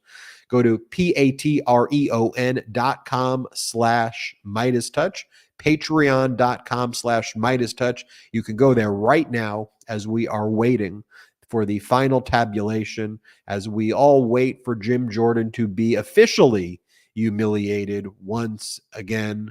Go to patreon.com/MeidasTouch.com, patreon.com/MeidasTouch right now. Become a member of our Patreon. We don't have outside investors. And for all of our current patrons who are here right now watching, I would ask a favor. If you can put in the chat what you think about the Patreon community, what you think about the exclusive content, what you think about the chat room features, what you think about the live Zoom meetings where you get to meet me and my brothers, the other co-founders of the network. Let other people know who are on the fence why they should join patreon.com/MeidasTouch. I'd appreciate that while we wait. And again, we're not funded by outside investors yet. More people watch us on digital than watch Fox, than watch CNN. Just think about those stats right there. MeidasTouch.com, the #1 destination for unapologetically pro-democracy news. And that's how we view things here at the Midas Touch Network. Pro-democracy. We welcome you, whether you're liberal, progressive, independent, you're not affiliated with any political parties, all good. Whether you're a real conservative, not this MAGA mutation, real conservative, welcome. Let's chat. Let's have calm, honest, intelligent, compassionate conversations. I'm up for it. We'll work together. If working together means that's what a liberal means, by wanting to work together to solve our nation's problem, good. Call me whatever you want to call me. I want to be a problem solver. I want this network to be a problem. I want this community to be problem solvers that address the issues that American people confront. And I want to reject the chaos, reject the MAGA chaos. I want to talk about hope. I want to talk about what our country is capable of. That is what I care about. Y'all see the President Biden speech from last night as we wait for the official count? Some powerful moments indeed. Here, Salty, let's just pull up one of those moments. Here in America, let us not forget who we are. We reject all forms of hate, whether against Muslim, Jews, or anyone. That's what great nations do, and we are a great nation. Powerful stuff. Powerful stuff coming from President Biden. Here's another clip from that speech he gave last night. Play the clip. Tonight, there are innocent people all over the world who hope because of us, who believe in a better life because of us, who are desperate not to be forgotten by us, and who are waiting for us. But time is of the essence. I know we have our divisions at home. We have to get past them. We can't let petty, partisan, angry politics get in the way of our responsibility as a great nation. We cannot and will not let terrorists like Hamas and tyrants like Putin win. I refuse to let that happen. In moments like these, we have to remember who we are. We are the United States of America. The United States of America. And there is nothing beyond our capacity if we do it together. Come on. Powerful stuff. And as you've got President Biden saying, we're the United States of America. We should be a beacon of hope. We should be a beacon of democracy. That's what President Biden's saying. Here's what the Democrats were saying on the House floor today. This is Democratic Congresswoman Kathleen Clark. Notice the way how she talks about things. Republicans are talking about wagging their finger, and just saying all this defamatory stuff about Democrats. Here is how Kathleen Clark, Democratic Congresswoman who gave the nominating speech for Hakeem Jeffries, here's how she put it. She said, let's work together. Play this clip. I have had the privilege of working here in the People's House for almost 10 years. And I've gotten to know many of my colleagues on the other side of the aisle. And I know that you hear the same thing that I do. The American people expect us to work together on their behalf.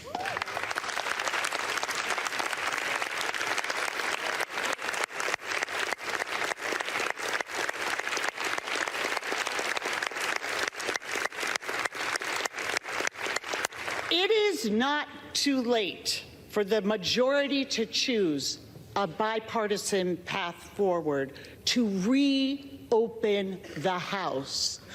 Take yes for an answer.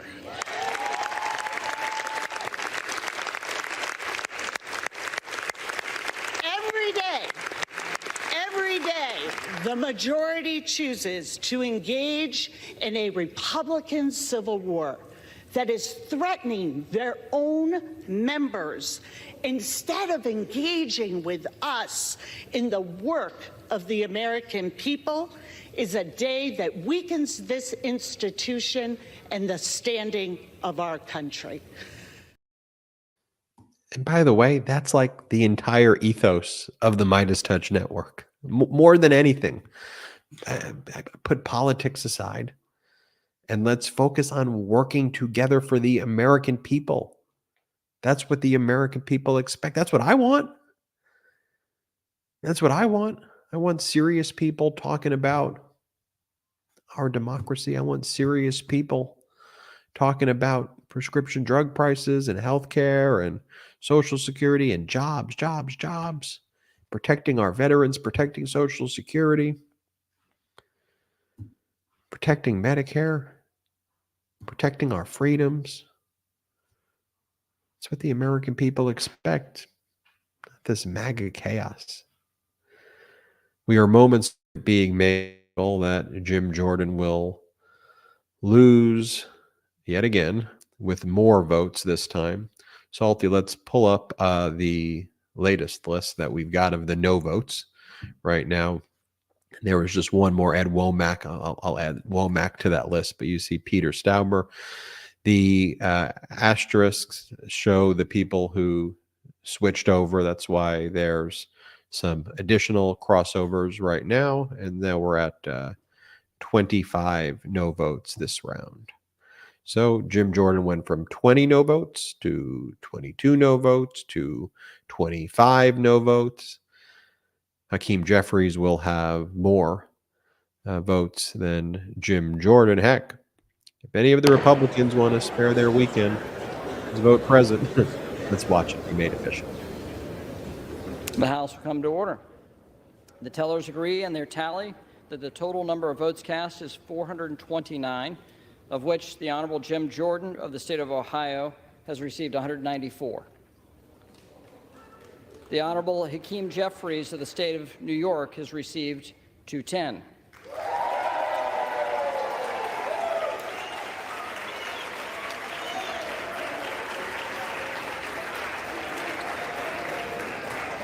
The Honorable Patrick McHenry of the state of North Carolina has received 6.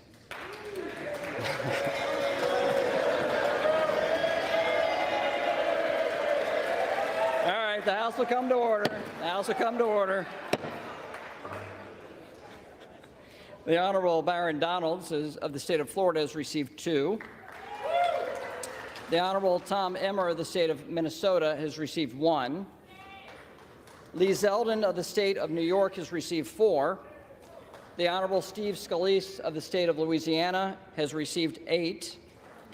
The Honorable Mike Garcia of the state of California has received 1. The Honorable Kevin McCarthy of the state of California has received 2. The Honorable Bruce Westerman of the state of Arkansas has received 1.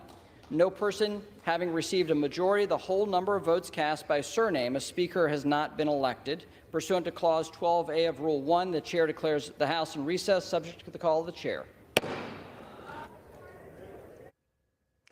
The gavel has come down, and once again... Well, there you have it, folks. Once again, MAGA Republican Jim Jordan is defeated, this time with 25 no votes. The House is now in recess as they plot their next pathetic move. Vote for him again. Put him on again. Let's go another round. I mean, what are you doing? What are they doing? 25 no votes. We'll pull up the latest list in just a moment. And one of the things we are learning as well, and this was spotted by an AP reporter, is that a motion to vacate has apparently or is apparently being prepared by some of the MAGA Republicans against Patrick McHenry as the Speaker pro tem. Because, as part of the rules that the MAGA Republicans forced Kevin McCarthy to accept was that one single member of the House can vacate the chair, which is how Gates brought the motion to vacate the chair of Kevin McCarthy, which then led to a vote to oust Kevin McCarthy. As Jake Sherman reports here, House Democrats would probably vote to keep Patrick McHenry as the chair to maintain some semblance of normalcy. But yet another piece of evidence that the House Republican Conference is unraveling at its seams. I want to remind everybody to go to patreon.com/MeidasTouch to support the growth of this independent media platform. And we just broke, I think, one of the biggest stories in recent weeks, at least. And the story that we broke, of course, was that Donald Trump violated the gag order. And the judge in New York, Judge Engoron, said today, based on a MeidasTouch report, that he was contemplating putting Donald Trump in prison as a result of violating the gag order. The news broke first on MeidasTouch.com, exclusive by our editor-in-chief, Ron Filipkowski. So if you want to know, does it make sense to support patreon.com/MeidasTouch, which doesn't have any outside investors? I think the proof is right there. And anybody who's a member of our Patreon, put in the chat how you feel about patreon.com/MeidasTouch. Speaking about Ron Filipkowski, I want to bring in Ron Filipkowski's co-host and MeidasTouch contributor, Anthony Davis. Anthony Davis, great to see you. And pass the baton over to you in just a moment. On Fridays, I teach law school at USC Law. So I still have part of growing patreon.com/MeidasTouch as well is maybe we could focus on one thing. But I've got a job as a law professor to go to soon and teach a class in about 45 minutes. It's a shame I can't go teach the class for you, so you could stay here. I'm not qualified, but it's on sports law. So today, I'm definitely not qualified for that one. Well, great seeing you, Anthony. What do you make of all this? Well, my feeling is this is a referendum on MAGA, right? So let's just imagine that this wasn't an election of a Speaker of the House, but this is actually an election of a general election of president.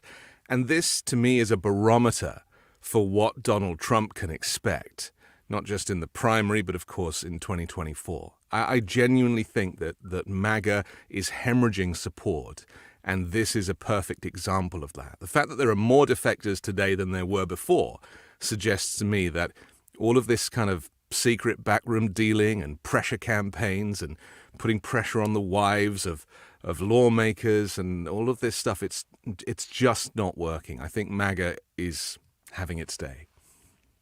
Well, I couldn't agree more with you. And speaking about MAGA having its day, we're just learning more breaking news. The hits keep on coming, and we're learning that Ken Chesebro appears to be entering a guilty plea right now as we speak. Breaking news. Ken Chesebro is one of Donald Trump's co-defendants in the Georgia RICO criminal conspiracy case. Yesterday, Sidney Powell entered a guilty plea, woke up that morning very surprised to hear that, and she entered into a proffer agreement to testify against Donald Trump. Now, Donald Trump's other lawyer, Ken Chesebro, is now entering a guilty plea. He was the one who wrote and drafted the memos for Donald Trump. I can't even emphasize enough how massive that breaking news story is. And these people are all MAGA as well. This is what we must remember. These are all MAGA people. This is another example of piece by piece, the institution of Make America Great Again and that whole Donald Trump movement is starting to fall apart. And Sidney Powell very much at the center of that. And, this is not just flipping. This is flipping and spilling the dirt on Trump. I think this house of cards is about to fall, Ben. I think so as well. I'm going to pass over the remaining coverage to you, Anthony, to recap, if you can, what we just saw. I want to thank everybody for watching, and you can take us out, Anthony. And if ultimately, I think if they're going to be in recess for a little bit of time, we could probably, close it out in a little bit. But I'll let you gather all of the info. But I saw how happy everybody is. You've got quite the fan base, Anthony, because as soon as you came in, I saw the chat light up with "We love Anthony Davis." I want to thank all of you for watching me. I'm going to pass it over to Anthony. I got a law class that I got to teach right now, and then I'm going to drive back and catch the baton. Remember, patreon.com/MeidasTouch, and have a great one, everybody. Good luck, Ben. Thanks a lot. Amazing coverage. I have to say, it's very helpful for me that I now, thanks to MeidasTouch, don't have to watch CNN anymore. And maybe you feel the same, because the problem with these legacy networks is there is so much churn. We call it churn, where people just feel the need to keep talking and covering the screening guests and people talking over each other and people who I've interviewed on MeidasTouch, and as you know, on the weekend show we talk for an hour or more. The guests that I occasionally interview who have been on these legacy news networks, they say it's so nice to actually talk in depth about something. And I think that depth is the thing that is often missing from those networks. So now that we here on MeidasTouch are providing more coverage, and the more you support us, the more coverage we can provide, it means that none of us have to be a slave to those legacy networks. Because, of course, in the White House and places like that, they have CNN and MSNBC and even Fox up on the screens. And they're constantly referencing the news and how the politics is being covered. So we do it a little differently here. I'm Anthony Davis, of course, from The Weekend Show on Sundays, and on Uncovered, my show with Ron Filipkowski, on Wednesday here on the MeidasTouch Network. So this is a great opportunity to kind of have a little recap and just talk about what has happened over the certainly this morning. It started very early this morning. For those of us who live on the West Coast, I was up at 5 o'clock because Jim Jordan calls a press conference. Why he calls a press conference at 8 o'clock in the morning on the East Coast, I have no idea. I can only assume it was Donald Trump messaging him, suggesting that this was a good idea. I'm sure that there is a direct line of communication between Trump and Jordan. I have no doubt in my mind. And I recognize that we are kind of living through a historic moment in American political history right now. Of course, when Kevin McCarthy tried to get his speakership, that was 15 rounds of voting. It went on and on and on. This is a very exhaustive process, isn't it? And it's actually not one that is done in many other countries. I mean, in the UK, where I'm from, they elect a speaker through a secret ballot, and the ballot is done until a speaker is elected, and then that speaker has that job for life until they retire or until they die, and they have to put aside their political allegiances whilst they are speaker. Very different to the way it's done here in the US. So we have a significant shift, don't we? Because we are now seeing insurrectionists like Jim Jordan make their way into the very center of government. People like Marjorie Taylor Greene, who previously you would have thought maybe might be on the back benches, somebody who would never be at the center of American politics, who just a few years ago was running a gym or a restaurant in Lauren Boebert's case. And now these people are so influential in this MAGA movement. And that is what's so frightening, isn't it? It's like an infiltration of the fringe into the mainstream. And so, how does a country as big as the US, with 330-odd million people, deal with 2 or 3 or 4 people? And in the case of Trump, and I've said this multiple times, one man with his malignant narcissism and with his ego and all of these things has disrupted the whole American political and cultural system. One man. And if you think back to, when would it be? I guess sometime 2016. If the vote was November. Let's go back to maybe January 2016 or maybe November 2015, before Donald Trump even started talking about this run. Remember what life was like in the United States before Donald Trump was a politician, when he was just a reality TV show host and a kind of failed businessman. Do you remember those days? It was a very different time. How it felt when Barack Obama was the president. I'm not saying that because I'm a snowflake or I'm on the left. I'm just talking about civility and humanity and living in a country that didn't have all of this. I mean, obviously there was still division between the left and the right, but nothing like the polarization and the hatred and the abuse that goes on now from the Republicans to Democrats. Notice it doesn't go the other way around. Notice you don't hear Democrats, especially lawmakers, being so critical of the right, because Democrats believe that everybody has the right to express themselves. You don't have to follow the allegiance down to the last letter. And in a way, that's maybe why it's difficult for Democrats to market themselves, because of that. So Jim Jordan, just to go back to what I was saying, Jim Jordan, at 8 o'clock in the morning on Washington time, does a press conference that has absolutely nothing new to offer. Now, obviously, if you announce a press conference, it's because there's something new to say. And so those of us who work in the news and are interested in communicating this, suddenly we're like, oh, okay, maybe Jim Jordan's got something else to offer. Maybe he's announcing that maybe he's changed his mind. Fingers crossed. Well, that didn't happen. He literally just got up and said the same old stuff, that he's going to keep going until he gets consensus. I mean, that is a kind of authoritarian attitude, isn't it, if you think about it? That really is what we shouldn't expect in a modern democracy. I'm going to keep going until I get the votes. I'm going to keep pressuring people. No, he didn't say that, but that's what was going on behind the scenes. And so it's important to recognize that this process of just keep going is actually really not healthy, because the consensus, by the fact that there are already over 20 defectors, suggests that there is not unity in the Republican Party, and therefore Jim Jordan is not the right man for the job.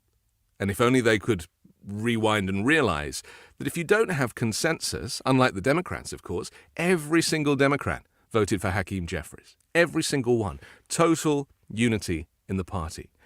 And this is a very different party to the Republican Party. Despite the range of views and the nuanced approach of Democrat thinking, there is unity. Whereas with the Republicans, where they have only like 5 hot-button issues, they don't seem to be able to find consensus and rally around somebody who is an insurrectionist, who was very much the linchpin of the January 6th, the architect of the January 6th insurrection and the attack on the U.S. Capitol, somebody who still has not acknowledged that Joe Biden legitimately won the election and is still holding out for Donald Trump. So obviously there must be some leverage there. But also somebody who covered up a sex abuse scandal. And, I was thinking about this, when journalists in the U.S. interview Jim Jordan, not that he ever puts himself up for interview, and this is another reason why Republicans don't subscribe to a modern democracy, is that when Jim Jordan is ever interviewed, it's normally when he's like walking quickly through the halls of Congress, and people stick a mic in his mouth, and they're like asking him quick questions, and he might pause for a second and then rush off. I always assume he's on his way to his tailor to get a jacket fitted. An endless search for a jacket.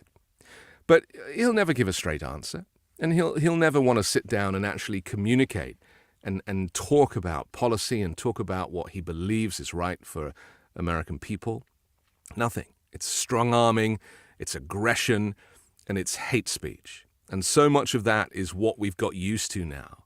But why hasn't a U.S. journalist said to him, "You covered up sex abuse at Ohio State University. How do you expect to be Speaker of the House with that legacy?"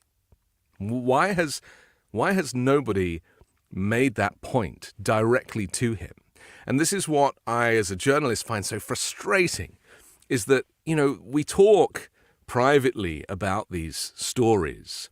And here on the MeidasTouch Network, we are not shy to talk about Jim Jordan's past when he was a wrestling coach.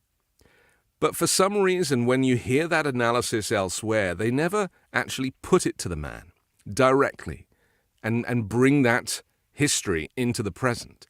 And that, it's not journalism.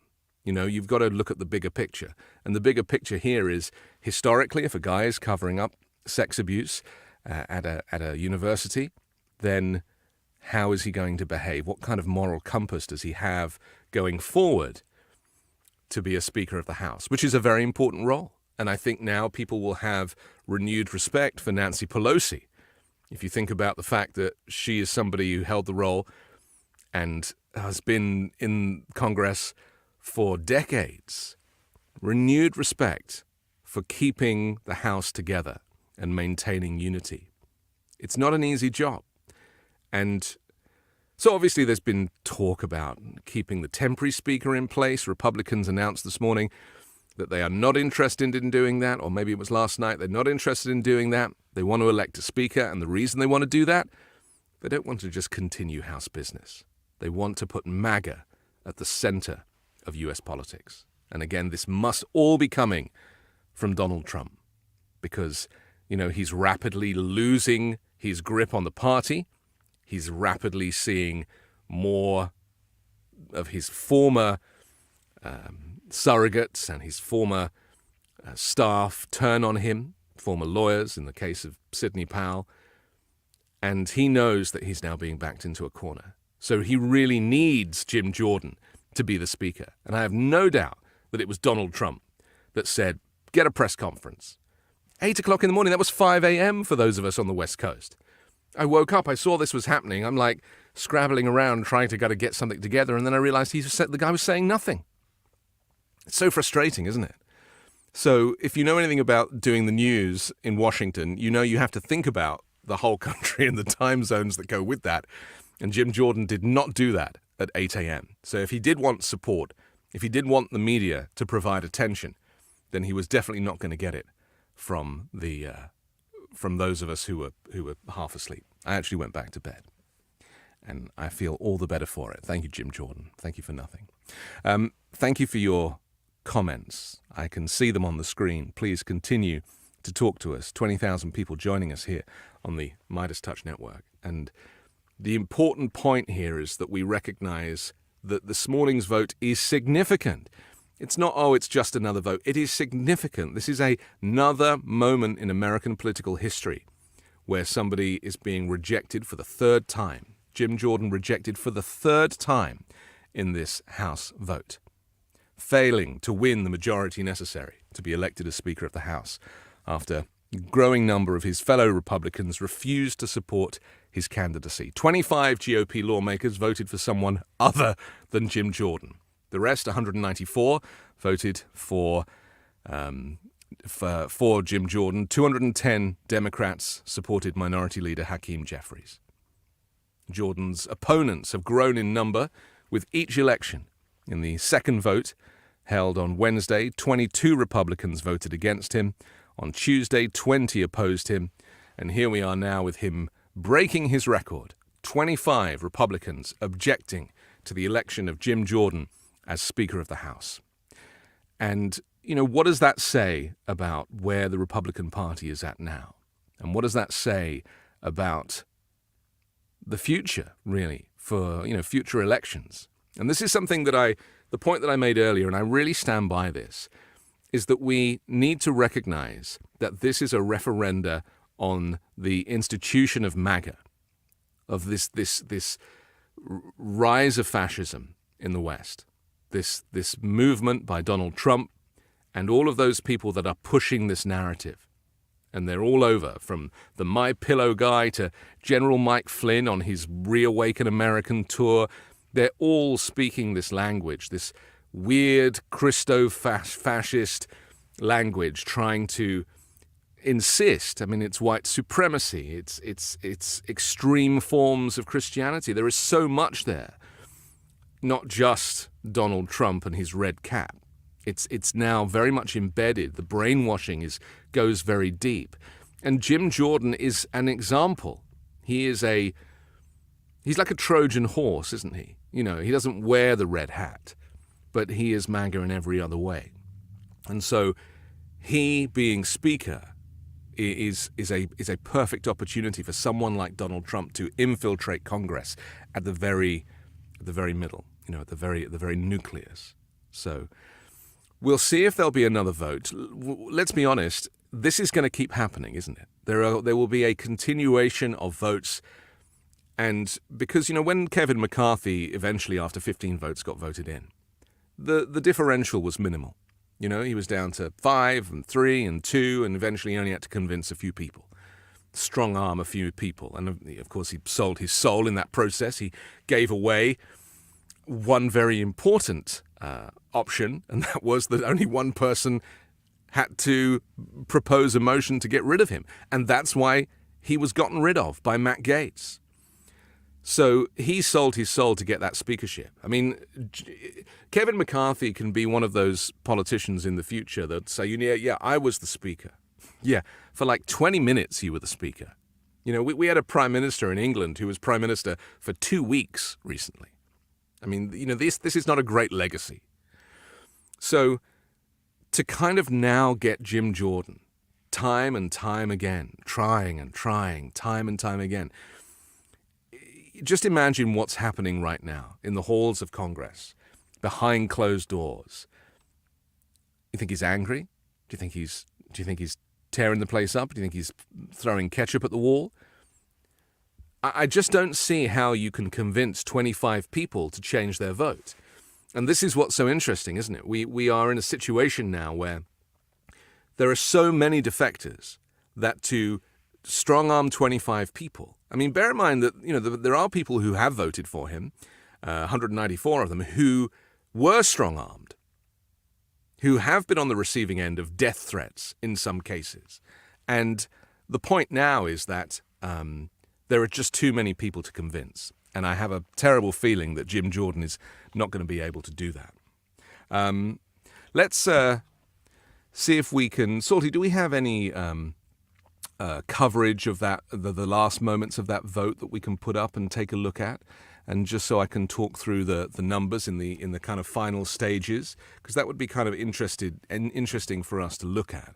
And I would just remind you that Jim Jordan has lost now for the third time, and it won't surprise you that in addition to receiving legislative and political bullying tactics, usually reserved for others, several GOP members who defied Trump and didn't vote for Jim Jordan, they also reported death threats. Don Bacon, who represents a district that Joe Biden won, clearly has enough of the menacing texts and voicemails Maga supporters sent to his wife. Several other Republicans were likewise fed up with bullying tactics meant to make them fall in line. So let's take a look here at the 25 defectors, and you can see from this list that there are a number of people who previously had voted for him who now have not voted for him. Is it 3? The asterisk is very small for me, but I think it's 3 there. These are people who formerly had voted for Jim Jordan who have now defected. So much for the strong-arming. It seems that was not very successful, and actually he seems to have lost votes in addition to actually finding votes. So any of that work going on behind the scenes, this kind of tactic of trying to turn people, it's just not working. And again, this to me is a referendum on the MAGA movement, where you have to consider the fact that MAGA is losing popularity in not just in the House of Representatives, but across the wider country. And despite all this strong-arming, seem to be steaming up a bit here, it's pretty warm. Despite all this strong-arming, it hasn't actually worked. So do you feel, as I do, that this is a referenda on Donald Trump's future? Do you get the feeling, as I do, that he is losing support? Because remember, the only person that talks about Donald Trump's success and his level of support is Donald Trump. He is the guy that tells us how big his rallies are. He is the guy that tells us how much support there is around the country and that everybody is supporting him. The numbers don't support that. It's just Donald Trump that likes to talk about it. So I get the feeling that we are now starting to see, in terms of votes and numbers, that actually the support is wavering significantly. And you could argue that the more cases, 4 indictments, 91 charges, now people, former lawyers, flipping on him, turning on him, and part of their plea deal is that they are going to have to dish the dirt on him. They're actually going to have to tell the truth. Sidney Powell has promised that she will tell the truth of what really went on. She has admitted to election interference. It could not be clearer.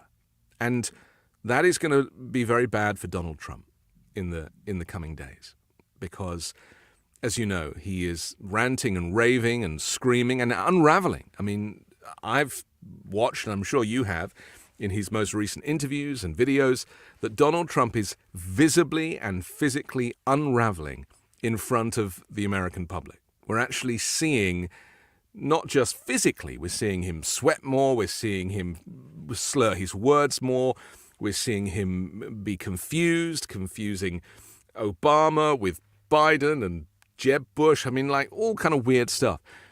And, you know, even Ron DeSantis, a couple of days ago, made a speech to a crowd of about 6, and he's now starting to say, oh, well, Donald Trump's not the guy he was in 2016.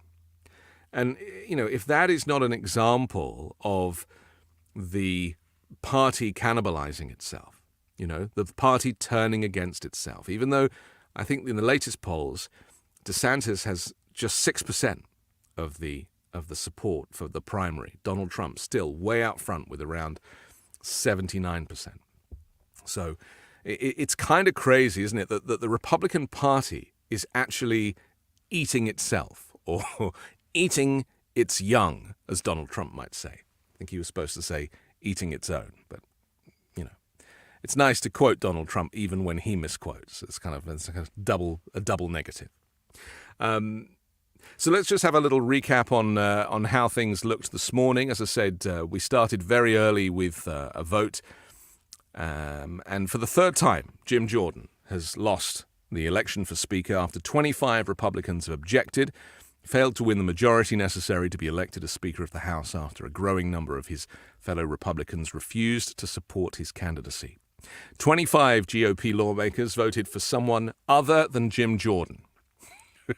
I mean, it would be kind of amusing if they just started voting for random names, like anyone but Jim Jordan, you know, like Yasser Arafat, like anyone but Jim Jordan. 25 GOP lawmakers voted for somebody else. The rest of them, as 194, voted for Jim Jordan. 210 Democrats, that's all the Democrats in the House, supported Minority Leader Hakeem Jeffries. Jordan's opponents have actually grown in number with each election. The second vote held on Wednesday, 22 Republicans voted against him, while on Tuesday, 20 opposed him. You know? So this is the reality now. This is the reality that we're seeing. A party imploding at a very delicate time in American politics, with the war between Hamas and Israel requiring funding and support, with the war in Ukraine, with the attack from Russia into Ukraine, needing support and funding, and other things. And right now, a Speaker of the House is essential in order to support these theaters of war and other initiatives closer to home. And so, without a Speaker, there is no functioning government. Without a functioning government, there is no movement. And we're in a situation now that even with an acting Speaker, things can't get done. So we are now going to switch to the live feed. Just take a look at what's happening on the House floor, and let's see if there's been any movement there. Is there another vote forthcoming? I don't think so. Let's just take a look at what's happening here on this live feed. Can we hear this? Mr. Grumman, there's no need to thank me. We are here to give everyone their day in court. So I hope that's what we've been able to accomplish here today. Mr. Chesbrough, I have a few questions for you, sir. Do you understand the remaining charge against you? I do. and you've heard the rights that you would give up by going forward with this plea. Do you still wish to waive those rights and proceed? Yes. And are you pleading guilty today because you agree that there is a factual basis that supports this remaining charge? Yes, this charge. Mr. Grubman, are you satisfied your client is competent in understanding that the plea is voluntary and that there is a sufficient factual basis? Yes, Your Honor. And there is one thing that I was looking over to my colleagues. We have an agreement. I believe that the state will agree this does not constitute a crime of moral turpitude. That is correct, Your Honor. Mr. Chesbro, Have that in the sentencing sheet. That would be great. Thank you. understood. And I hear that that is without objection from the state, and so consistent with the other resolutions in this case. We'll include that on any final disposition form. Mr. Chesbro, do you have any kind of a weapons carry license in the state of Georgia or elsewhere? No. All right. Well, I agree and find that there's a sufficient factual basis for the charges as proffered by the state, and I find that this plea of guilty is knowingly, voluntarily, and intelligently entered. Mr. Chesbro has asked to be sentenced on the First Offender Act without objection from the state, and I'll approve that request with hold adjudication. But I must notify you, sir, that the plea can't be withdrawn simply because you don't abide by the terms of the sentence. And the terms of that sentence would be as recommended by the parties on the sole count 15. The sentence would be 5 years probation.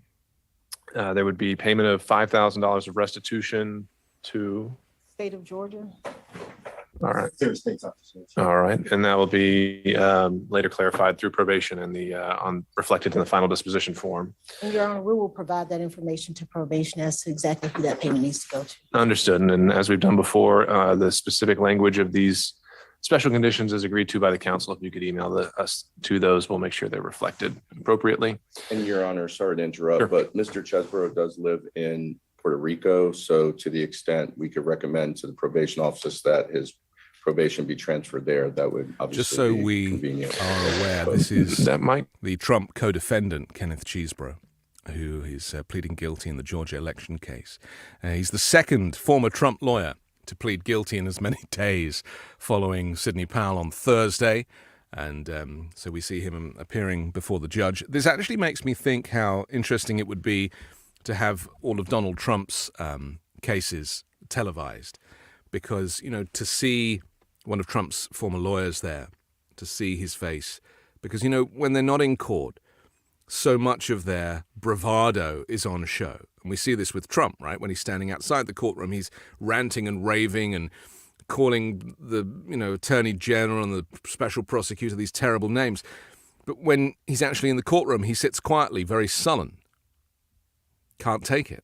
The court of law is not the real world. Well, it is the real world, I should say. It's not his fantasy world outside the courtroom. And we see that here with Kenneth Chesbro, the former lawyer for Donald Trump's campaign, who's pleaded guilty to legally conspiring to overturn Trump's 2020 election loss in Georgia.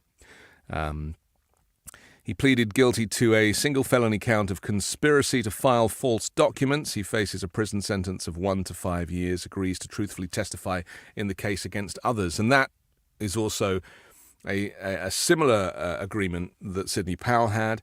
And I think that this is very interesting. What's happening in Georgia is that so many of these defendants are having to agree if they want a reduced sentence or they want some kind of suspended sentence, that they have to agree to dish the dirt on their co-conspirators.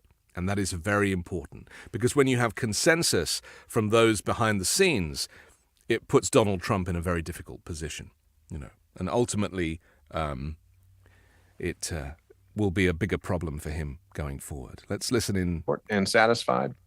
You're to testify truthfully in any other proceedings in this case against any and all co-defendants, and that you're to have no contact with any members of the media, any co-defendants, or any potential witnesses, and that you're to provide a full proffer and any all relevant documents to the state, which again, the state has said that you have satisfied. The case would be immediately sealed under first offender. There'd be a behavioral incentive date of 3 years. So just having now formally declared the sentence on the record, was there anything else that Ms. Young, you think I neglected to add or that we need to have on the record? I don't believe so, Your Honor. Okay. All right, Mr. Grubman. Nothing, Your Honor. All right. Good luck, Mr. Chesbro. Thank you so much. Thank you, Your Honor.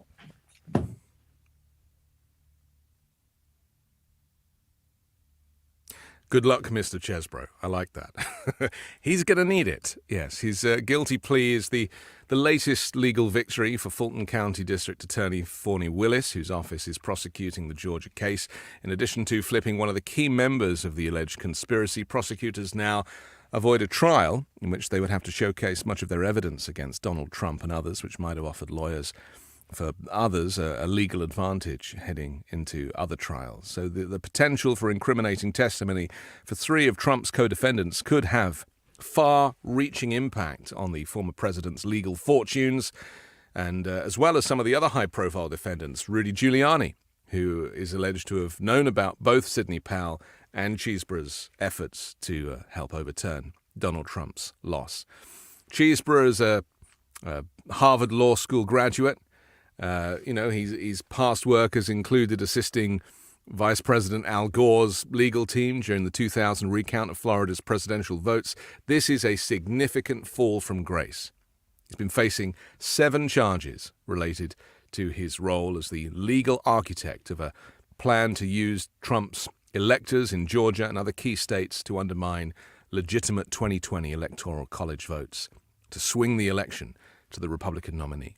Now, we talk about this now like it's just like it's a thing, right? Oh, yeah, he tried to overturn the election. Let's be clear.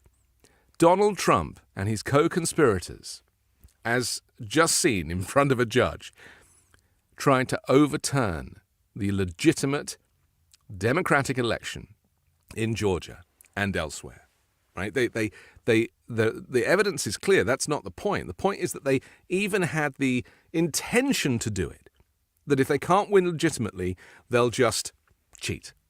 And think about that. Cheating in an election, how serious that is. So we shouldn't for a minute get used to this or normalize this, because it will probably happen again. I mean, if Donald Trump was to run as president in 2024 from a prison cell or elsewhere, there's a very good chance that he'll lose, and there's a very good chance he'll say that it was rigged.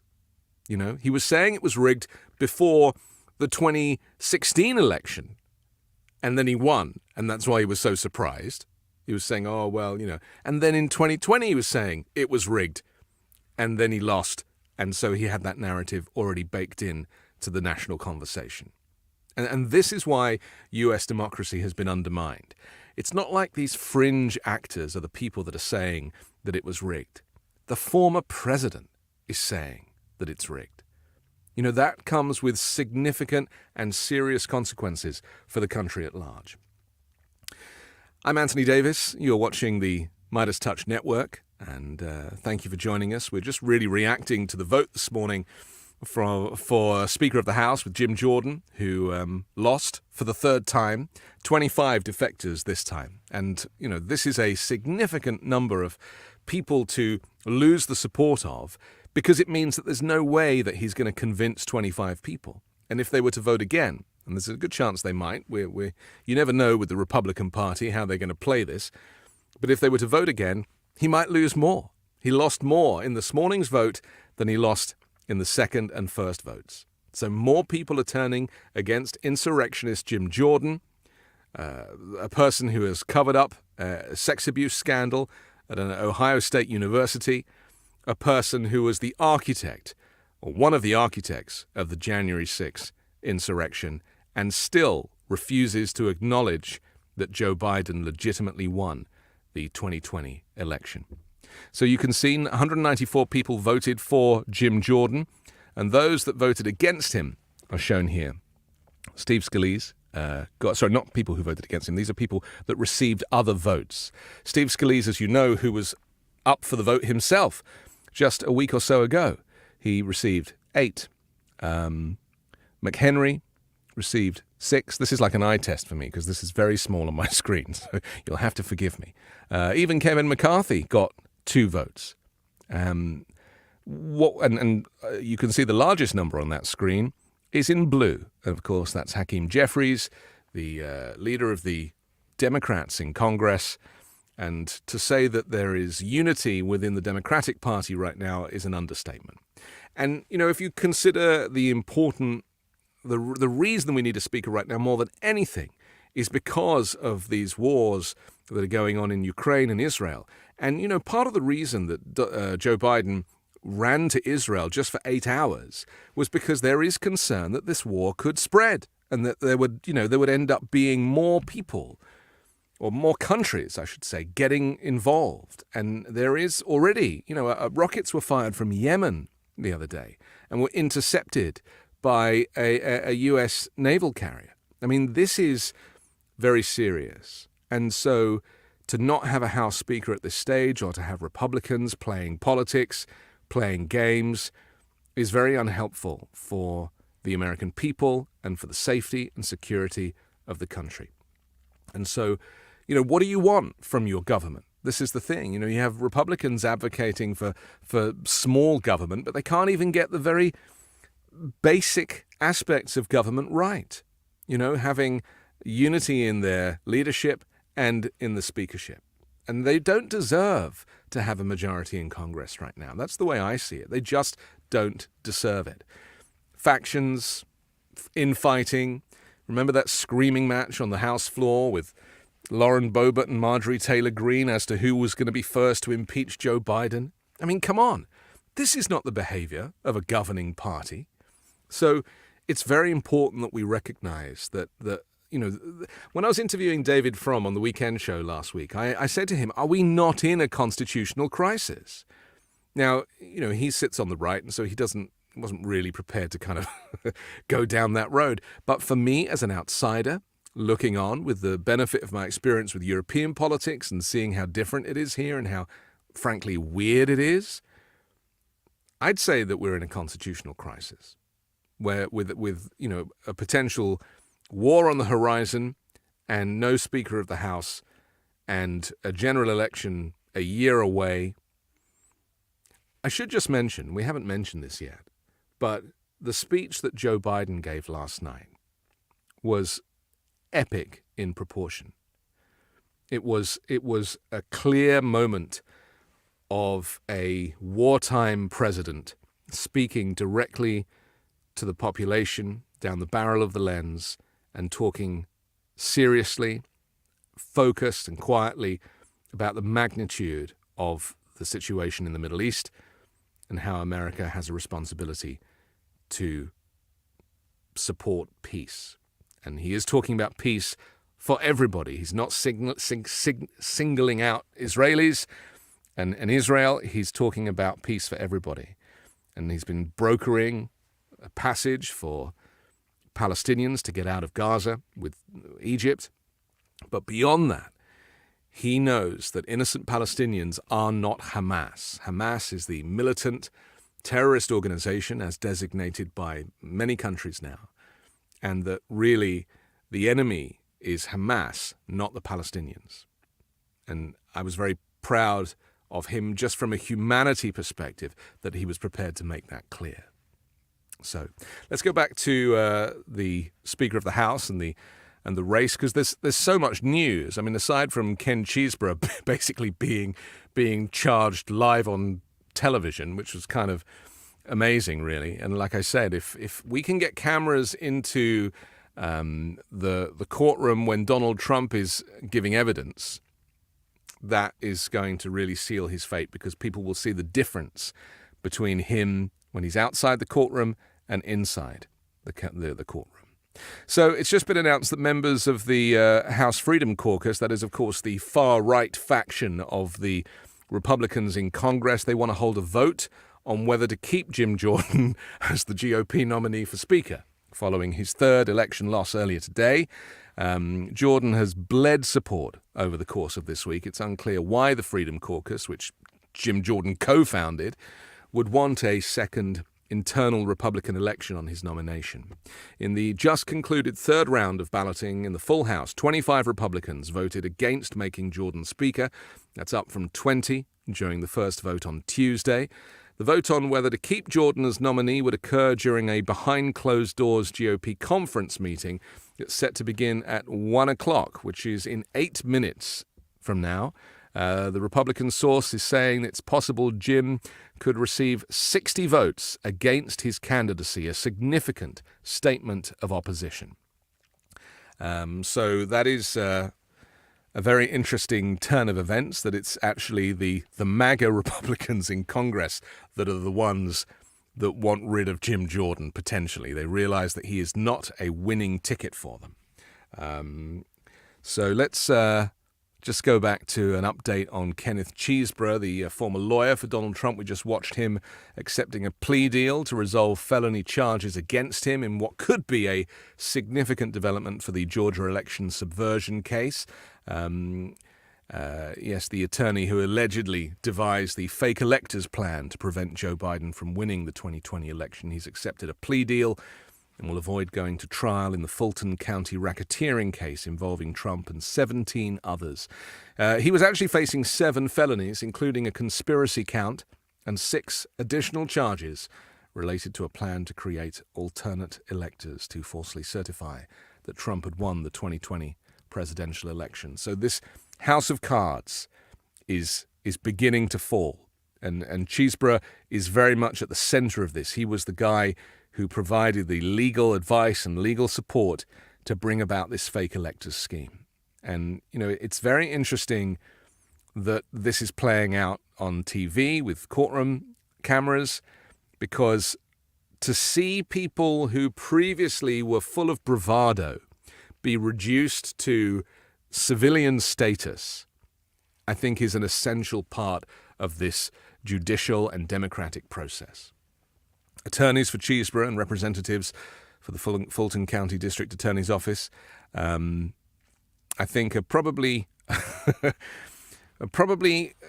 having to reassess the situation right now. Jury selection for Chesebro's case was still underway after it was reported that prosecutors and the defense had resumed their meetings to discuss this potential plea agreement. Jury selection was slated to continue into next week. Sidney Powell, as we know, was also set to stand trial. She accepted a plea deal earlier this week, potentially pressuring Chesebro into doing the same. And this is the point, isn't it? And this is when we talk about the House of Cards, we're talking about one defects, and that causes the other to defect. And there are several more to go. Will Rudy Giuliani defect? That's what I'm most interested in. I mean, some people said that behind closed doors, he may have already done so.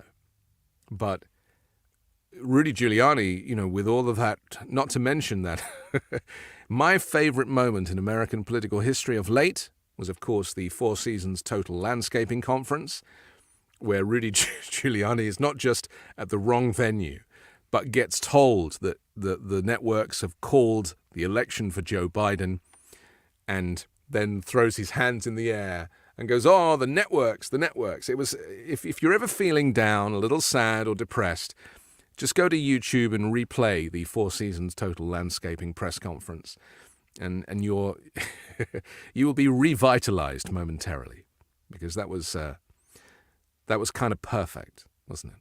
It was kind of perfect.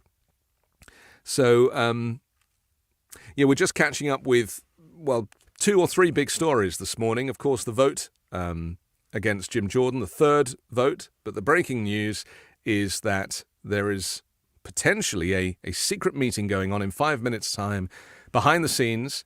The Freedom Caucus, of course, the far-right faction of the Republican Party.